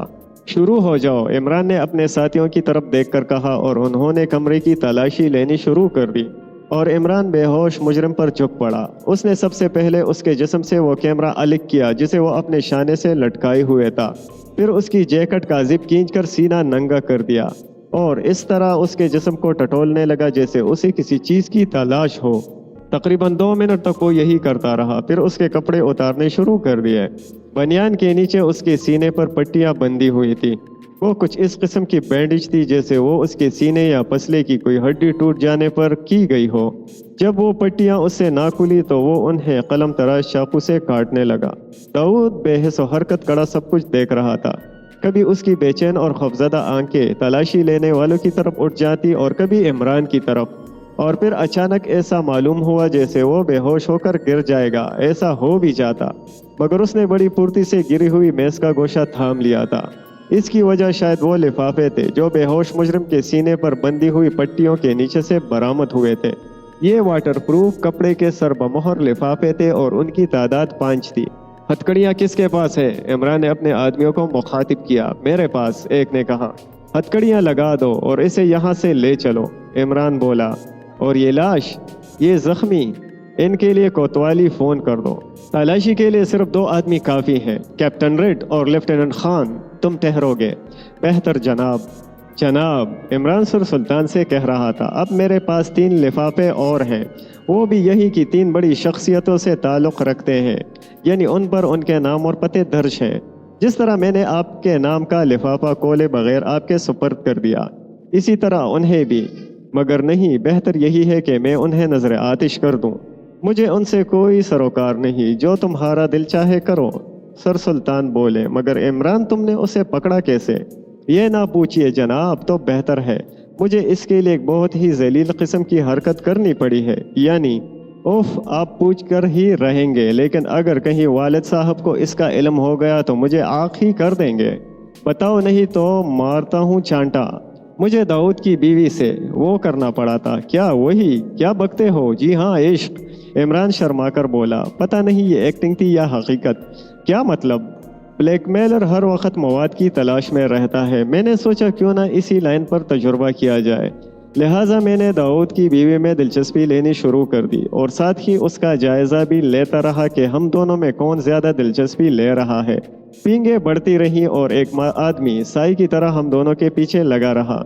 ये जवाद अकरम था। फिर परसों उसने चुपकर हम दोनों की तस्वीर ले डाली, जिसमें हम दोनों बज़ाहिर मुश्तबे हालत में नज़र आते हैं, لیکن حقیقت صرف اتنی تھی کہ میں نے اس کے ہاتھ پکڑ لیے تھے اور وہ ہنستے ہنستے دوہری ہو کر مجھ پر جھک آئی تھی۔ یہ تصویر اس کے لیے بڑی منفعت بخش ثابت ہوتی۔ وہ داؤد کے ساتھ ہی ساتھ اس کی بیوی کو بھی بلیک میل کر کے بڑی بڑی رقمیں اینٹنا شروع کر دیتا۔ بہرحال میں اس سے واقف تھا کہ تصویر لینے والا جواد اکرم ہی تھا، کیونکہ وہ شروع ہی سے ہمارا تعاقب کرتا ہوا جاڑیوں تک پہنچا تھا۔ پھر عمران نے اپنے اس عشق کی داستان تفصیل کے ساتھ دہرائی اور خاموش ہو گیا۔ عمران، سر سلطان سنجیدگی سے بولے، واللہ تم بلا کی کوپڑی رکھتے ہو، بلا اس کے علاوہ اور کیا تدبیر ہو سکتی تھی؟ نہیں جناب، یہ نہ کہیے، میں اسے ہر حال میں گرفتار کر لیتا۔ اگر وہ بلیک میلر ثابت نہ ہوتا تب بھی میں اسے نہیں چھوڑ سکتا تھا، کیونکہ وہ ایک سازشی بھی تھا، یعنی بین الاقوامی سیاسی سازشوں میں بھی اس کا ہاتھ رہ چکا ہے، اور اس کی تصویر اس حیثیت سے پہلے ہی میرے محکمے کے پاس پہنچ چکی تھی۔ آہا آہا، سر سلطان مستربانہ انداز میں بولے، اب معاملہ بالکل صاف ہو گیا۔ میں نہیں سمجھا، وہ مجھ سے چند اہم دستاویزات کی نقلیں چاہتا تھا، اور وہ دستاویزات بین الاقوامی ہی نوعیت کی ہیں۔ اگر آپ یہ پہلے بتا دیتے تو مجھے داؤد کی بیوی سے عشق کر کے اپنی عاقبت خراب نہ کرنی پڑتی۔ ذرا سوچئے تو، اگر اس نے اپنا عشق برابر جاری رکھا تو کیا ہوگا؟ میں کہاں جاؤں گا؟ اللہ رحم، مت بکو۔ عمران خاموش ہو گیا، پھر تھوڑی دیر بعد بولا، حقیقتاً قرار اسے پہچانتا تھا، ورنہ جواد اسے قتل نہ کرتا۔ اس طرح اس نے ایک تیر سے دو شکار کیے، ایک طرف ایک ایسے آدمی کو قتل کر دیا جو اسے پہچانتا تھا، اور دوسری طرف آپ کو خوفزدہ کر دیا۔ یعنی یہ ظاہر کرنا چاہا کہ اگر اس کا مطالبہ پورا نہ کیا گیا تو وہ سب کچھ کر گزرے گا۔ ظاہر ہے جو آدمی دن دہاڑے ایک آدمی کو قتل کر کے آپ کے پائے باغ میں ڈال جائے، وہ آپ کے لیے بھی خطرناک ہو سکتا ہے۔ اس طرح اس نے آپ پر اپنا رعب بٹانا چاہا تھا۔ پھر فگارو کے مینیجر کو فون کرانے کا مقصد اس کے علاوہ اور کچھ نہیں ہو سکتا کہ وہ قرار کو تلاش کرتا ہوا آپ کے بنگلے تک آئے۔ اتنی دیر میں لاش یقیناً دریافت کی جا چکی ہوگی، اور وہ اپنے بیان میں یہ کہے کہ قرار نے اسے آپ ہی کے بنگلے سے فون کیا تھا تو آپ بری طرح پھنس جاتے جناب، اور الو والی بات تو آپ کسی سے کہہ ہی نہ سکتے تھے، کیونکہ اس کے پاس آپ کے خلاف کوئی ٹھوس قسم کا مواد موجود تھا۔ بالکل یہی بات ہے عمران۔ سر سلطان ایک طویل سانس لے کر بولے، میں ہمیشہ تمہارا شکر گزار رہوں گا۔ ہاں، اور یہ بھی سن لو کہ تم اب محکمہ خارجہ کی سیکرٹ سروس سے نکل بھاگنے کی کوشش نہیں کرو گے۔ میں وعدہ نہیں کر سکتا جناب، کیونکہ بعض اوقات میرا دل چاہتا ہے کہ اپنے جسم ہی سے نکل بھاگوں، خصوصاً اس وقت جب میرے ٹیلی فون کی گھنٹی بجتی ہی چلی جاتی ہے۔ آہا، خوب یاد آیا، اس کیس کی کامیابی کا صحرا دراصل اس لڑکی کے سر ہے جو مجھے اکثر فون پر بور کیا کرتی ہے۔ پھر سلطان کے استفسار پر عمران نے وہ داستان بھی شرما شرما کر دہرائی، پھر کچھ دیر بعد خاموش رہ کر بولا، اس نے بار بار رنگ کر کے کچھ ایسی اودم مچائی تھی کہ آپ کے اور فگارو کے فون کا سلسلہ میرے فون سے آ ملا۔ پھر سلطان بڑی دیر تک ہنستے اور عمران کو برا بلا کہتے رہے۔ ان کا خیال تھا کہ وہ شادی نہ کر کے اپنی زندگی برباد کر رہا ہے۔ داؤد کو کبھی نہ معلوم ہو سکا کہ عمران نے جواد اکرم پر کس طرح قابو پایا تھا۔ اس نے بارہا عمران سے پوچھا، لیکن عمران ہمیشہ یہ کہہ کر ٹال گیا کہ وہ ایک سرکاری راز تھا، اور شادہ بیچاری تو عمران کا دوسرا روپ دیکھ کر پہلے ہی سہم گئی تھی۔ اس کی ہمت ہی نہیں پڑی کہ وہ عمران سے دوبارہ ملتی، لہٰذا اس مسحکہ خیز عشق کی داستان بھی جہاں تہاں ہے رہ گئی۔ البتہ وہ نامعلوم لڑکی اب بھی عمران کو فون پر بور کرتی رہتی ہے، اور عمران کا خیال ہے کہ اگر اس نے کچھ دن اور چھیڑ چھاڑ جاری رکھی تو وہ پاگل ہو کر کتوں کی طرح بھونکنے لگے گا، کیونکہ اکثر وہ اس کے کاموں میں بھی خارج ہونے لگتی ہے۔ اس نے بھی ایک نئی حرکت شروع کر دی ہے، اس نے ایک کتے کا پلہ پال لیا ہے۔ جب بھی اس نامعلوم لڑکی کا فون آتا ہے، وہ کتے کے پلے کا منہ ماؤتھ پیس کے سامنے کر کے اس کی دم اینٹ دیتا ہے۔ ختم شد۔ پیارے دوستو، اگر آپ ہمارے چینل پر نئے ہیں تو ہمارے چینل کو لازمی سبسکرائب کریں اور اپنے پیاروں کے ساتھ ہماری ویڈیوز اور ہمارے چینل کو ضرور شیئر کریں، اور گھنٹی کے نشان کو دبانا نہ بھولیں تاکہ آپ کو ہماری تازہ ترین ویڈیوز کی اپڈیٹس ملتی رہیں، اور کمنٹ اور لائک کرنا نہ بھولیے گا۔